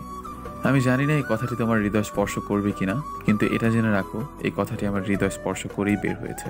আমি তোমাকে ভালোবাসি মিষ্টি। আমিও তোমাকে নিজের থেকে বেশি ভালোবাসি। কি প্রপোজ মনের মতো হয়েছে? কিছুটা। তোমার মনের মতো জীবনেও হবে না। আচ্ছা শোনো, একটু পর বাসা থেকে বের হবে, সারা দিন আজ ঘুরবো আর বাইরের খাবার খাবো। কেন? তোমার হাসপাতাল? আমার পাগলের সাথে সময় কাটাবো বলে ছুটি নিয়েছি। তাই? আচ্ছা, আমি রেডি হয়ে বের হচ্ছি। আমি এখন আসি। এই বলে মিষ্টি বুক থেকে উঠে চলে যাচ্ছিল। তখন আমি ওর হাত ধরে টান দিয়ে আবার বুকে আনলাম। আরে কই যাও? পাপ্পি না দিলে তোমার ঠোঁট মাইন্ড করবে। এই না, একদম আমার ঠোঁট মাইন্ড করবে না। চুপ করো, আমাকে আমার কাজ করতে দাও। এই বলে আমি মিষ্টিকে থামিয়ে আমাদের 4টি পাপড়ি এক করে দিলাম। কিছুক্ষণ পর মিষ্টি নিজেকে আমার হাত থেকে ছাড়িয়ে, থাক ফাজিল। আমি হাসতে হাসতে শুয়ে পড়লাম আর মনে মনে বললাম, দিনটা আজ অনেক সুন্দর যাবে। কিন্তু এদিকে মিষ্টি চলে যাওয়ার সঙ্গে সঙ্গে খাটের নিচ থেকে একটা শব্দ আসলো। কে চুমাচুমি রে? কে? আমি লাফ দিয়ে খাট থেকে নামলাম। শালা বিয়ের আগে এইসব কি শুরু করেছিস? আমার কথা একটু তো ভাব। এমনিতেই আমি সিঙ্গেল, তারপরে যদি তোমাদের এই চুমাচুমি দেখি বুকটা ফেটে যায়। হারামি, তুই নিচে গেলি কখন? আমি তো ওয়াশরুমে ছিলাম, এসে দেখি তোমরা মুভি শুরু করে দিয়েছো, তাই বাধ্য হয়ে নিচে যেতে হয়েছে। আমি শামীমের কথা শুনে হেসে দিলাম, তারপর শামীমের সাথে একটু হাসাহাসি করলাম। যাই হোক, ফ্রেশ হয়ে বাসা থেকে বের হলাম। সারাদিন অনেক ঘুরলাম আমরা।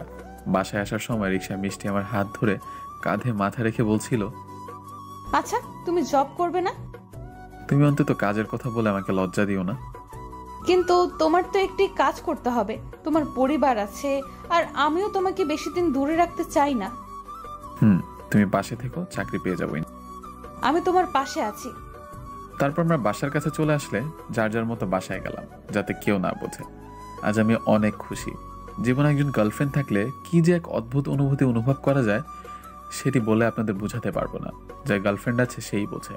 কিন্তু আমরা খুশি, এরই মধ্যে একটি চিন্তা সংবাদ আসলো, যে সংবাদ আমার খুশিকে দমিয়ে রাখলো। আমি তো রুমে এসে খাবার খেয়ে মিষ্টির কলের জন্য অপেক্ষা করছিলাম, আর এদিকে মিষ্টি খাবারের টেবিলে।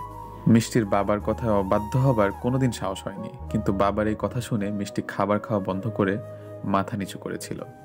মেয়ের চুপ থাকা দেখে বাবা হ্যাঁ মনে করে বলল, মা, তোর সাথে কিছু কথা ছিল। বলো। তুই তো অনেক বড় হয়ে গেছিস, তাই তোর বিয়ের কথা আমরা ভাবতেছি, তুই কি বলিস? মিষ্টি কিছু না বলে মাথা নিচু করে বসেছিল। জসিম সাহেবের ছেলের সাথে তোর বিয়ে ঠিক করেছি। মিষ্টি মাথা নিচু করে বসে আছে। ছেলেটা ইঞ্জিনিয়ার, অনেক টাকা পয়সার মালিক, তুই অনেক সুখী হবি রে মা। মিষ্টি কিছু না বলে শুধু চুপ করে বসেছিল। মিষ্টির বাবা মাই কথা বলছিল এই বিষয় নিয়ে। তারপর খাবারের টেবিল থেকে মিষ্টি উঠে এসে রুমে আসলো। তারপর রুমে দরজা আটকে আমাকে কল দিল।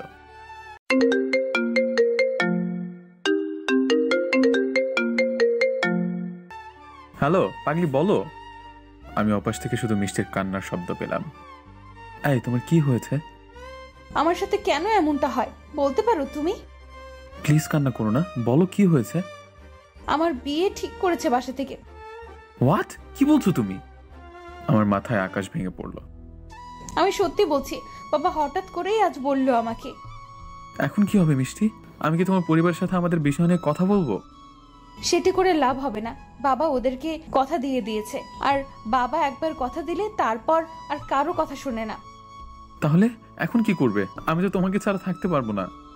আমি আম্মুর সাথে কথা বলবো তোমাকে নিয়ে। আমি আসবো? না, তুমি এখন ঘুমাও, কাল সকালে কথা বলবো আম্মুর সাথে। ঘুম আসবে না সোনা। আমি রাখছি। এই বলে মিষ্টি কলটা কেটে দিল আর শুয়ে কান্না করতে লাগলো। এদিকে আমার চোখে ঘুম নেই। মিষ্টির কথা ভাবতে ভাবতে রাতটা কেটে গেল। সকালে মিষ্টি বিছানা থেকে উঠে ওর আম্মুর কাছে রান্নাঘরে চলে গেল। আম্মু। কি রে, আজ এত সকাল সকাল ঘুম থেকে উঠলে কেন? আম্মু, তোমার সাথে আমার কিছু কথা আছে। কি কথা? মিষ্টি চুপ থাক। কি রে বল, কি বলবি? আম্মু, আমি এই বিয়েটা করতে পারবো না। কি বলতেছিস? হ্যাঁ আম্মু, আমি এই বিয়েটা করতে পারবো না। কিন্তু তুই কি বলতেছিস? তুই জানিস তোর বাবা কথা দিয়ে দিয়েছে। কিন্তু মা, আমি এই বিয়েটা করতে পারবো না। আচ্ছা, তুই কান্না করিস না, আমি তোর বাবার সাথে কথা বলতেছি। কিন্তু তুই এটা বল, কেন বিয়েটা করতে পারবি না? আমি একজনকে খুব ভালোবাসি। ভালোবাসিছিলে কিভাবে তুই? তুই জানিস না আমাদের গোষ্ঠীতে এইসব প্রেম ভালোবাসার কোনো মূল্য নেই।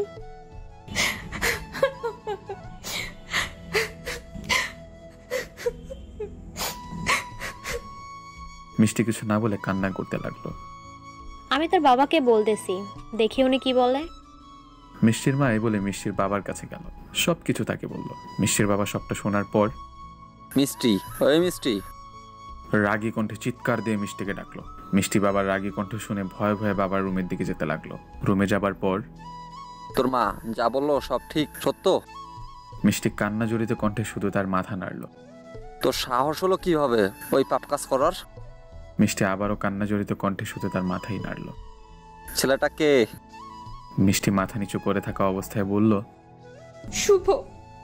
হোয়াট? শুভ? হ্যাঁ আব্বু। কি দেখে ভালোবাসলি বেকার ছেলে? আর ছেলেটাকে ভালো ভেবেছিলাম, কিন্তু তলে তলে এত দূর।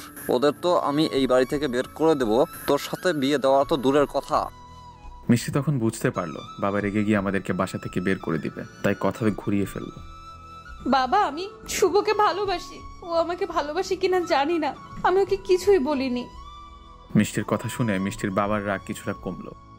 ও আচ্ছা, তাহলে শুনে রাখো, ছেলেটাকে ভালোবাসো এটা বলো নাই, আর বলার দরকার নেই আমি যার সাথে বিয়ে ঠিক করেছি তাকে বিয়ে করবা, এটাই আমার শেষ কথা। মিষ্টি জানে তার বাবা মানবে না আমাকে, তাই সে কান্না করতে করতে সেখান থেকে বের হয়ে গেল। মিষ্টি তার রুমে গিয়ে দরজা বন্ধ করে কান্না করতে করতে আমাকে কল দিল।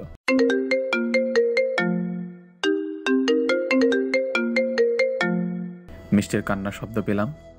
সোনা, কান্না করছো কেন? কি হয়েছে? বাবা রাজি হয়নি, তুমি বেকার বলে বাবা রাজি হলো না। আমি এখন কি করব বলো? চলো আমরা পালিয়ে বিয়ে করি। না, আমি পরিবারের মতের বিরুদ্ধে যেতে পারবো না। আমাদের ভালোবাসা সার্থক হলো না। মিষ্টি, মিষ্টি, কি বলছো এগুলো? আমি বাঁচবো না তোমাকে ছাড়া।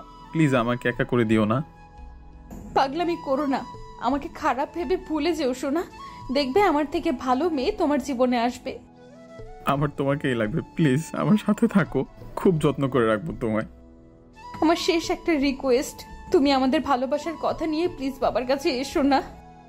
প্লিজ যেও না আমাকে একা রেখে। আমি তোমাকে অনেক ভালোবাসি, বাঁচবো না আমি তোমাকে ছাড়া। আমি রাখছি, আমাকে ক্ষমা করে দিও, ভালো থেকো। পৃথিবীতে এরকম হাজারো ভালোবাসা হেরে যায়, চাকরি, বাস্তবতা, পরিবারের দোহাইয়ের কাছে। আমি আবার কল দিলাম। এইবার ওপাশ থেকে বলে উঠলো, আপনার কাঙ্ক্ষিত নাম্বারে সংযোগ দেওয়া সম্ভব হচ্ছে না। আমি বারবার কল দিচ্ছিলাম, কিন্তু বারবার একই কথা আসছিল। আমি ফেসবুক, ইমো, মেসেঞ্জারে ট্রাই করতে গেলাম, কিন্তু এক এক করে সেখানেও আমাকে ব্লক করে দিল মিষ্টি। আমি একদম ভেঙে পড়ে ফ্লোরে বসে পড়লাম আর অঝরে কান্না করতে লাগলাম। কেন করলে এমনটা মিষ্টি? তুমি তো ভালো করেই জানতে আমি তোমাকে ছাড়া বাঁচবো না। কেন এইভাবে আজ আমাকে একা রেখে চলে গেলে? আমি তোমাকে ছাড়া থাকতে পারবো না। আমি তোমার বাবার কাছে যাব, ওনার পা ধরে তোমাকে ভিক্ষা চাইব। আমি মনে মনে এসব ভাবতে ভাবতে কখন ঘুমিয়ে পড়েছি জানি না। সকালে ঘুম থেকে উঠে কান্না করতে করতে রুম থেকে বের হয়ে গেলাম। কান্না করতে করতে মিষ্টিদের বাসার সামনে গিয়ে বেল বাজালাম। দরজাটা খুলে দিল একটা ইয়াং ছেলে এসে। ছেলেটাকে দেখে আমি যেমন অবাক হলাম, ঠিক ততটাই অবাক হলো ছেলেটি। আমি রুমে প্রবেশ করে দেখি মিষ্টি মাথায় কাপড় দিয়ে সোফায় একটি ছেলের পাশে বসে আছে। এটি দেখে অবাক চোখে আমি তাকিয়ে রইলাম। রুমের মধ্যে আরো অনেকেই ছিল, জানি না কারা এরা। আমার এত কিছু বোঝার সময় ছিল না। আমি সঙ্গে সঙ্গে মিষ্টির বাবার কাছে গিয়ে ওনার পা জড়িয়ে ধরলাম আর বলতে লাগলাম, প্লিজ আঙ্কেল, আমাদের ভালোবাসাকে ভেঙে দিবেন না। আমি মিষ্টিকে অনেক ভালোবাসি, দয়া করে মিষ্টিকে আমার হাতে তুলে দিন। আমার কথা শুনে রুমের মধ্যে থাকা সকলে উঠে দাঁড়ালো। আসলে রুমের মধ্যে অন্যরা ছিল, ছেলে পক্ষের লোকজন। ছেলেটাও ছিল যে মিষ্টির সাথে বসেছিল। আপনারা কি ভাবছেন নাটকের মতো ছেলে পক্ষ এগুলো শুনে বিয়েটা ভেঙে দিবে আর মিষ্টিকে আমার সাথে বিয়ে দিবে? এমন কিছুই না। কারণ মিষ্টির বিয়ে যার সাথে ঠিক হয়েছে ছেলেটি ছাত্রলীগের বড় নেতা। দেখুন কি হয়। আরে ভুল বুঝবেন না, ছেলেটাকে আমরা কেউ চিনি না। আঙ্কেল এগুলো কি বলছেন? আমি আর মিষ্টি দুজন দুজনকে অনেক ভালোবাসি। এই কে তুমি? পা ছাড়ো আমার। আপনারা বিশ্বাস করুন, আমি আর মিষ্টি দুজন দুজনকে অনেক ভালোবাসি। আচ্ছা, আমার মেয়ের মুখ থেকেই শুনুন। বল তুই কে এই ছেলে? চিনিস ছেলেটি যা বলতেছে সব কি সত্যি? মিষ্টি তখন অশ্রু ভেজা চোখে একবার আমার দিকে একবার পরিবারের দিকে তাকাচ্ছিল। মিষ্টি বলে দাও, আমি তোমার ভালোবাসার মানুষ। আমি মনে দৃঢ় বিশ্বাস নিয়ে দাঁড়িয়েছিলাম, কারণ আমি জানতাম মিষ্টি কি বলবে। কি রে বল? বল দ্রুত, তুই ছেলেটাকে চিনিস নাকি? তখন মিষ্টি বলে দিল, না, আমি চিনি না একে। মিষ্টির কথা শুনে অবাক চোখে আমি মিষ্টির দিকে তাকালাম। মিষ্টির কথা শুনে আমার মাথায় আকাশ ভেঙে পড়লো। আমার বুকের ভেতরটা কাঁপতে লাগলো। আমি নিজের কানকে বিশ্বাস করতে পারছিলাম না। আমার চোখ দিয়ে না চাইতে পানি ঝরতে লাগলো। শুনলেন তো আপনারা, আমরা আসলে ছেলেটাকে চিনি না। মিষ্টি, মিষ্টি, কি বললে তুমি এটা? আমাকে চেনো না? এই দেখো আমাকে, আমি শুভ, তোমার শুভ, যাকে তুমি পাগলের মতো ভালোবাসতে, যার হাতে হাত রেখে তুমি বলেছিলে কখনো তোমাকে ছেড়ে যাব না। আমি বলতে বলতে হাঁটু গেড়ে ফ্লোরে বসে পড়লাম। তখন মিষ্টির হবু হাজবেন্ড আমার কলার ধরে উঠিয়ে বলল, আঙ্কেল, এরা সমাজের বসবাসকারী খারাপ মানুষ, যারা অন্যের ভালো দেখতে পারে না, তাই বিয়ে ভাঙতে চলে এসেছে। হ্যাঁ বাবা, তুমি ঠিক বলেছো। এই প্রিয়তমা, তুমি বলে দাও না এদেরকে আমি খারাপ না, আমি তোমার পাগল। মিষ্টি তোকে কি বললো রে? তোকে তো আমরা বলবো, ওকে নিয়ে চল। তারা এসে আমাকে অপরাধীর মতো ধরে রাখলো। আঙ্কেল, আপনি চিন্তা করবেন না, এই ছেলে কখনো আমার আর মিষ্টির বিয়ে আটকাতে পারবে না। আর আমি কালকে বিবাহ করতে চাই মিষ্টিকে। আচ্ছা বাবা, তাই হবে। ওকে, ছেলেটাকে আমরা পুলিশের হাতে তুলে দিবানি। আজ আসে। ছেলেটি এই বলে আমাকে টানতে টানতে রুম থেকে বের করে নিয়ে যাচ্ছিল। তখন আমি মিষ্টির দিকে তাকিয়ে বলতে লাগলাম, প্রিয়তমা, আমি তোমাকে তো অনেক ভালোবেসেছিলাম, তাহলে কেন এভাবে বেইমানি করতে পারলে আমার সাথে? তোমাকে ভালোবাসি, ভালোবাসবো, বেসে যাব। ছেলেগুলো আমাকে টানতে টানতে গাড়িতে উঠালো। আমাকে এভাবে নিতে দেখে মামা মামি শামীম ছুটে আসলো। এইভাবে ওকে কোথায় নিয়ে যাচ্ছেন? পুলিশের কাছে, সেখান থেকে নিয়ে আসেন। ওই চল। তারপর তারা আমাকে গাড়ি করে নিয়ে চলে আসলো, কিন্তু কিছু দূর আসার পর তারা আমার চোখে কালো কাপড় বেঁধে দিল। আমাকে কোথায় যেন নিয়ে আসলো, খুবই নিশ্চুপ জায়গা। তবে আমি বুঝতে পারলাম এটি পুলিশ স্টেশন না। তারা আমাকে গাড়ি থেকে নামিয়ে কোথায় যেন নিয়ে একটি চেয়ারে বেঁধে রাখলো আর বলল, তোর জীবনে এটাই শেষ দিন, থাক এখানে এভাবে, রাতে দেখা হবে। ভারী কণ্ঠে কেউ কথাগুলো বলে আমার মুখে কাপড় বেঁধে দিল, যাতে আমি শব্দ করতে না পারি। আমি মনে মনে হাসতে হাসতে বললাম, তোমরা আমাকে কি মারবে বলো? আমি তো মরেই গিয়েছি, ভেঙে চুরমার হয়ে গিয়েছে আমার জীবন, বেঁচে থাকার ইচ্ছাটা মরে গিয়েছে ওই কথাটি শুনে। আমি চিনি না, আমি চিনি না। আমি বসে বসে কান্নার সাগরে ভেসে গেলাম। কান্না করতে করতে আমার পুরো শরীরটা ভেসে গিয়েছে। প্রচন্ড পানির পিপাসা লেগেছে আমার। আমি বোবার মতো মুখে কাপড় বাঁধা অবস্থায় আওয়াজ করতে লাগলাম, একটু পানি পাবার আশায়, কিন্তু শব্দে কারো কানে গেল না। আমি সেখানে পানি থেকে ওঠা টাঙায় থাকা মাছের মতো ছটফট করতে লাগলাম। আর এইদিকে মামা মামি শামীম অ্যাডভোকেটের সাথে পুলিশের কাছে গেল আমাকে আনার জন্য, কিন্তু সেখানে আমাকে পেল না। দুঃখিত, এই নামের আর এই চেহারার কোনো ছেলে আমাদের এখানে আসে না। কি বলছেন? তাহলে ছেলেগুলো আমার ভাগ্নেকে কোথায় নিয়ে গেল? ছেলেগুলো কারা? চিনি না। তাহলে কেমনে কি? কিন্তু এই ছেলে আমাদের এখানে আসে নাই। তাহলে হয়তো অপহরণকারী অপহরণ করেছে। আপনি প্লিজ কোনো পদক্ষেপ নিন। ওকে, তবে বলুন কোথা থেকে তুলে নিয়েছে? আমাদের বাসার সামনে থেকে। আচ্ছা, আপনারা যান, আমরা খোঁজ লাগাচ্ছি। ছেলেটার ছবি রেখে যান। তারপর মামা মামি শামীম বের হয়ে আসলো, কিন্তু মামা পুলিশের ওপর বিশ্বাস না রেখে আমাকে খুঁজতে বের হলো। আর এদিকে মিষ্টি তার রুমে গিয়ে দরজা বন্ধ করে বিছানায় শুয়ে অঝরে কান্না করছে, কারণ সে তার পরিবারের সম্মান রক্ষা করার জন্য আজ তার ভালোবাসাকে অবিশ্বাস করেছে। কিন্তু মিষ্টি চিন্তাও করতে পারছে না কি হবে আমার সাথে। মামা মামি শামীম আমাকে পাগলের মতো খুঁজতে লাগলো। যাই হোক, সারাটা দিন আমি ওরকম ভাবেই বেঁধেছিলাম চেয়ারে। আমার হাতে বেঁধে রাখা স্থান কেটে রক্ত পড়ছে, পিপাসায় আমি কথা বলতে পারছি না। আর এদিকে সন্ধ্যার আজানের পর মিষ্টির হবু হাজবেন্ড সহ বেশ কিছু ছেলে রুমে ঢুকলো। ওই কেউ ওর বাথন খুলে দেয়। মিষ্টির হবু হাজবেন্ডের নাম মিলন। মিলনের কথা মতো একটি ছেলে এসে আমার মুখের বাঁধন খুলে দিল। আমি সঙ্গে সঙ্গে বলে উঠলাম, পানি পানি, কেউ আমাকে পানি দেন প্লিজ। এর দিকে পানি পিপাসা লাগছে? ভাই। কিন্তু বাছা, তোমার তো পানি মিলবে না, তোমাকে ধীরে ধীরে মেরে ফেলবো সোনা। দয়া করে একটু পানি দিন আমাকে। আমার কথা কানে না নিয়ে মিলন একটি ধারালো ছুরি নিয়ে আমার দিকে এগিয়ে আসলো। তোর কত বড় সাহস আমার হবু বউয়ের দিকে চোখ দিস? আমাকে মারবেন না প্লিজ। আমি এই কথা বলার সঙ্গে সঙ্গে ছুরিটা আমার পেটের মধ্যে সম্পূর্ণটা ঢুকিয়ে দিল। মামা গো, প্লিজ কেউ সাহায্য করুন, অনেক রক্ত পড়তেছে। মিষ্টির হবু হাজবেন্ড ছুরি নিয়ে আমার পেটের মধ্যে ঢুকিয়ে দিল। মাগো বলে আমি এক চিৎকার দিয়ে উঠলাম। শালা, আমার হবু বউয়ের সাথে প্রেম করবি? এবার ওপারে যে আফসোস করিস। আমি চোখে ঝাপসা দেখতে লাগলাম। চারপাশের সবকিছু আমার সামনে খোলা হতে লাগলো। আমি আর চিৎকার করতে পারছিলাম না। ভাই, এটাকে এখন বাইরে ফেলে দিয়ে আসি, এমনিতেই মারা যাবে, ভুঁড়ি বের হয়ে গেছে। যা, ওকে ফেলে দিয়ে আয়, মাঝরাত তো, কারো সাহায্য পাবে না। আমি নিচে পড়ে থেকে গড়াগড়ি খাচ্ছিলাম, রক্তে পুরো মেঝেটা লাল হয়ে গিয়েছে। তারপর ওরা সকলে আমাকে গাড়িতে করে মাঝরাতে এক ব্রিজের পাশে ময়লার স্তূপের মধ্যে ফেলে দিয়ে আসলো। আমি ময়লার স্তূপের মধ্যে পড়ে থেকে রাস্তার দিকে তাকিয়েছিলাম কারো আসার অপেক্ষায়। আমি সেখানে পড়ে থেকে মৃত্যুর জন্য অপেক্ষা করছিলাম। আমি শুধু ভাবছিলাম, আমি যদি মারা যাই তাহলে আমার পরিবারের কি হবে? আমি তো তাদের একমাত্র সম্বল। আর মিষ্টির বলা সেই কথাটি বারবার আমার কানে হানা দিচ্ছে। আমি চিনি না একে। আমাকে চেনে না, আমার ভালোবাসার মানুষ আজ আমাকে চেনে না। এদিকে মামা মামি শামীমের চোখে ঘুম নেই। মামা মামি শুধু ভাবছে যদি আমার কিছু হয়ে যায় তাহলে তারা কি বলবে আমার বাবা মাকে। তারা শুধু আমার চিন্তা করছে। আজ বুধবার, আগামী শুক্রবার মিষ্টির বিবাহ ওই মিলনের সাথে। মিষ্টি মন খারাপ করে বিছানায় কান্না করছিল। মিষ্টি ভাবছে একদিন না একদিন আমি ওকে ভুলে যাব। কিন্তু মিষ্টি, আমি তো তোমাকে ভুলে যাবার জন্য ভালোবাসিনি। মিষ্টি হয়তো বুঝছে না আমার সাথে কি করেছে মিলন। যাই হোক, এদিকে আমি ঝাপসা চোখে ভাঙা কণ্ঠে ধীরে ধীরে শব্দ করার চেষ্টা করছিলাম, যাতে কেউ শুনতে পায়। রাত একটা, কেউ নেই আশেপাশে। রাস্তা দিয়ে দুইটা গাড়ি গিয়েছে, তারা আমাকে দেখতে পায়নি। তাই যদি আমাকে বাঁচতে হয় রাস্তার উপর যেভাবেই হোক যেতে হবে। আমার বাঁচতে ইচ্ছা করছে না, কিন্তু আমাকে বাঁচতে হবে। আমার বাবা মার জন্য, কারণ তারা আমাকে এইভাবে এতটা বড় করেছে, তাদেরকে যাতে একটু সুখের মুখ দেখাতে পারি। আমাকে তো সহজে মরা যাবে না, তাই আমি শুয়ে থাকা অবস্থায় হেঁচড়ে হেঁচড়ে রাস্তার পাশে গেলাম। আমি কোনো মতে রাস্তার ধারে যাবার পর আমার চোখ দুটো বন্ধ হয়ে যায়। এর কিছুক্ষণ পর রাস্তা দিয়ে একটি প্রাইভেট কার আসছিল। প্রাইভেট কারের লোক আমাকে রাস্তার পাশে রক্তাক্ত অবস্থায় পড়ে থাকতে দেখে গাড়িটি থামিয়ে দ্রুত গাড়ি থেকে একটি মেয়ে আর একটি ছেলে নামলো। তারা আমাকে এই অবস্থায় দেখে দ্রুত তাদের গাড়িতে উঠিয়ে নিল।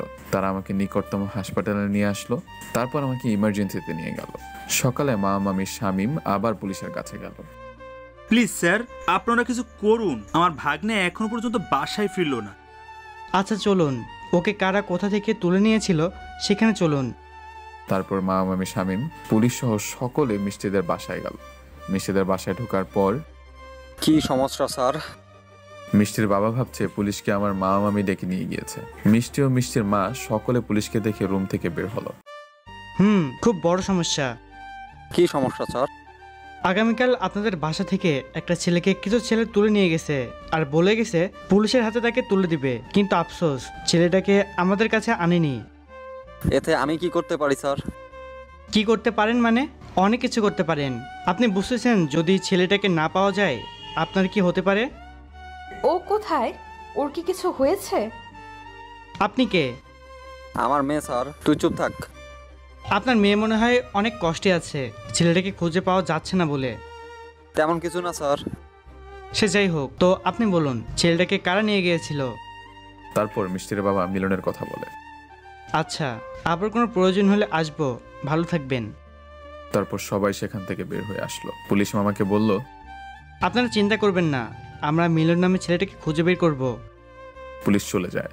পুলিশ চলে যাওয়ার পর মিষ্টির বাবা মা মামির কাছে আসে আর বলে, আগামীকাল আমার মেয়ের বিয়ে হওয়ার পর আপনারা এই বাসা থেকে বেরিয়ে যাবেন। মামা বুঝতে পারলো অপমান করলো, কিন্তু এতে আফসোস নেই মামার। মামা শুধু আমার চিন্তায় বিভোর। আর এদিকে মিষ্টি নিজের রুমে এসে কান্না করতে লাগলো, আর আমি হাসপাতালে অপারেশন থিয়েটারে। রোগীর সাথে কে আছেন? জি ডাক্তার, বলুন। রোগীর প্রচুর রক্তক্ষরণ হয়েছে, 4 ব্যাগ রক্ত লাগবে, বি পজিটিভ। আমার রক্তের গ্রুপ বি পজিটিভ, আমার কাছ থেকে নেন, আর বাকি 3 ব্যাগ আমরা ম্যানেজ করতেছি। ওকে, আসুন। সকাল পেরিয়ে দুপুরের দিকে আমার জ্ঞান ফিরলো। তখন 1:30 বাজে। আমার জ্ঞান ফিরতেই আমি নিজেকে হাসপাতালের বেডে আবিষ্কার করলাম। আমার পাশে একটি মেয়ে বসে আছে, কিন্তু এসবে আমার মন থাকলো না। সঙ্গে সঙ্গে আমার মনে পড়লো আজ তো শুক্রবার, আমার জীবনের পথসঙ্গীর বিবাহ। আমাকে যেভাবেই হোক বিবাহটা ভাঙতে হবে, কারণ মিষ্টি শুধু আমার জ্ঞান ফিরেছে দেখে পাশে বসে থাকা মেয়েটি ডাক্তার ডাকতে গেল, কিন্তু আমি কোনো কিছু না ভেবে আমি ওভাবেই পেটে সেলাই নিয়ে কোনো মতে একটি গেঞ্জি পরে হাসপাতাল থেকে বের হয়ে গেলাম। আমি হাঁটছিলাম, মনে হচ্ছিল আমার পেটে সেলাই করার স্থান দিয়ে পেট থেকে সবকিছু বের হয়ে যাবে, কিন্তু আমার হাতে সময় নেই।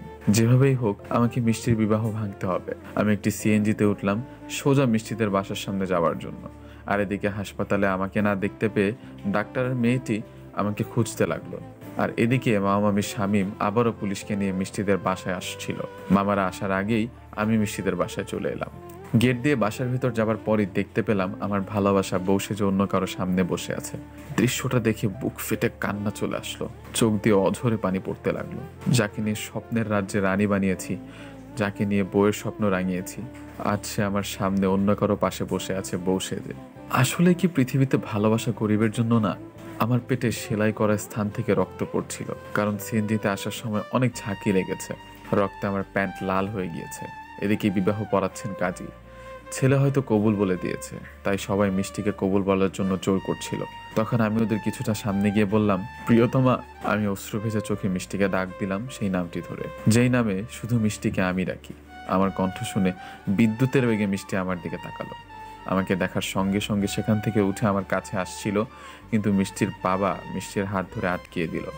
এই প্রিয়তমা, তোমার জীবন তো এখানে, তুমি কার পাশে বসে আছো? আমাকে দেখে মিলন অবাক। তারপর মিলনের বন্ধু তার হাতে একটি লাঠি নিয়ে আমার কাছে আসতে লাগলো। প্রিয়তমা, আমার চোখের দিকে তাকাও। আমার ডাকে মিষ্টি আমার চোখের দিকে তাকালো। মিষ্টির চোখেও পানি আর আমার চোখেও পানি। মিষ্টি আমার চোখে তাকালে আমি বলে উঠলাম, ভালোবাসি, আমি মিষ্টিকে অনেক ভালোবাসি। এটি বলার সঙ্গে সঙ্গে মিলনের সেই বন্ধু আমার কাটা জায়গায় পেটে খুব জোরে একটি ঘুষি দিল। সঙ্গে সঙ্গে আমার পেটের সেলাই ছিঁড়ে গেল। আমি মাটিতে পড়ে গেলাম। কেউ আমাকে বাঁচাও। চিৎকার দিয়ে মাটিতে পড়ে গেলাম। মিলনের বন্ধু যে আবার আমাকে খুশি দিতে যাবে, তখনই পুলিশ সহ মামা মামি শামীম চলে আসলো। পুলিশকে দেখে মিলনের বন্ধু লাঠি ফেলে দিয়ে পালাতে যাচ্ছিল, সাথে মিলনও বিয়ে ছেড়ে পালাতে যাচ্ছিল, কিন্তু পুলিশ তাদেরকে ধরে ফেলে। আমার পেট থেকে এভাবে রক্ত পড়তে দেখে মিষ্টি ঝাড়ে দিয়ে তার হাত ছুটিয়ে কান্না করতে করতে আমার সামনে আসছিল দৌড়ে।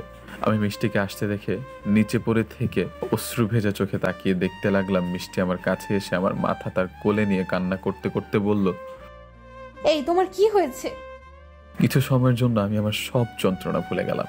মিষ্টিকে আমার পাশে দেখে এক ভালো লাগা কাজ করতে লাগলো। যাক, তাও তো এই ভালো লাগাটা নিয়ে মরতে পারবো। প্লিজ কেউ সাহায্য করুন, অনেক রক্ত পড়তেছে। আমি আমার রক্ত মাখা হাতে মিষ্টিকে স্পর্শ করলাম। আমি মিষ্টির চোখের দিকে তাকিয়ে আছি আর বললাম, মিষ্টি, আমি শুভ, চিনতে পেরেছো? তোমার ভালোবাসা, যার ভালোবাসা পাবার জন্য কত পাগলামি করেছো, আমি তোমার শুভ, চিনতে পেরেছো প্রিয়তমা? মিষ্টি কিছু না বলে কান্না করতে করতে আমার মাথা জড়িয়ে ধরে বলল, আমাকে ক্ষমা করে দাও, আমি অনেক বড় ভুল করে ফেলেছি। হাই প্রিয়তমা, কান্না করো না প্লিজ। তুমি কান্না করলে আমি মরেও শান্তি পাবো না। তুমি আমাকে চিনেছো, এখন আমি শান্তিতে মরতে পারবো। প্লিজ এসব বলো না, আপনারা কেউ প্লিজ সাহায্য করুন। আমার দিকে তাকাও, আমার সময় নেই। সবকিছু ঝাপসা হয়ে আসছে প্রিয়তমা। একসাথে করে বাঁচতে চেয়েছিলাম, কিন্তু সেটা আর হলো না। তুমি প্লিজ থামো। আমাকে বলতে দাও সোনা, আমার একটি শেষ ইচ্ছা আছে। রেখো প্লিজ। আমি ছাড়া আবার বাবা মাকে দেখার মতো কেউ নেই, তাদেরকে একটু দেখো প্লিজ। আর এখন তোমার কপালটা আমার কাছে আনবে একটু। মিষ্টি কান্না করতে করতে তার কপাল আমার মুখের সামনে এনে বলল, তোমার কিছু হবে না আমি থাকতে। আমি মিষ্টির কপালে চুমু এঁকে বললাম, ভালোবাসি, অনেক ভালোবাসি তোমাকে মিষ্টি। তারপর চিরদিনের জন্য আমার শ্বাস প্রশ্বাস বন্ধ হয়ে গেল। আমি নড়ছি না দেখে মিষ্টি বলল, শুভ, শুভ, এই শুভ, এই শোনা, কি হলো তোমার? এই তোমার প্রিয়তমা তোমাকে ডাকতেছে, এই ওঠো না, এই শুভ। মিষ্টি আমাকে জড়িয়ে ধরে কান্না করতে লাগলো। হাজার ডাকলেও তোমার শুভ আর উঠবে না মিষ্টি, আর বলতে পারবে না ভালোবাসি।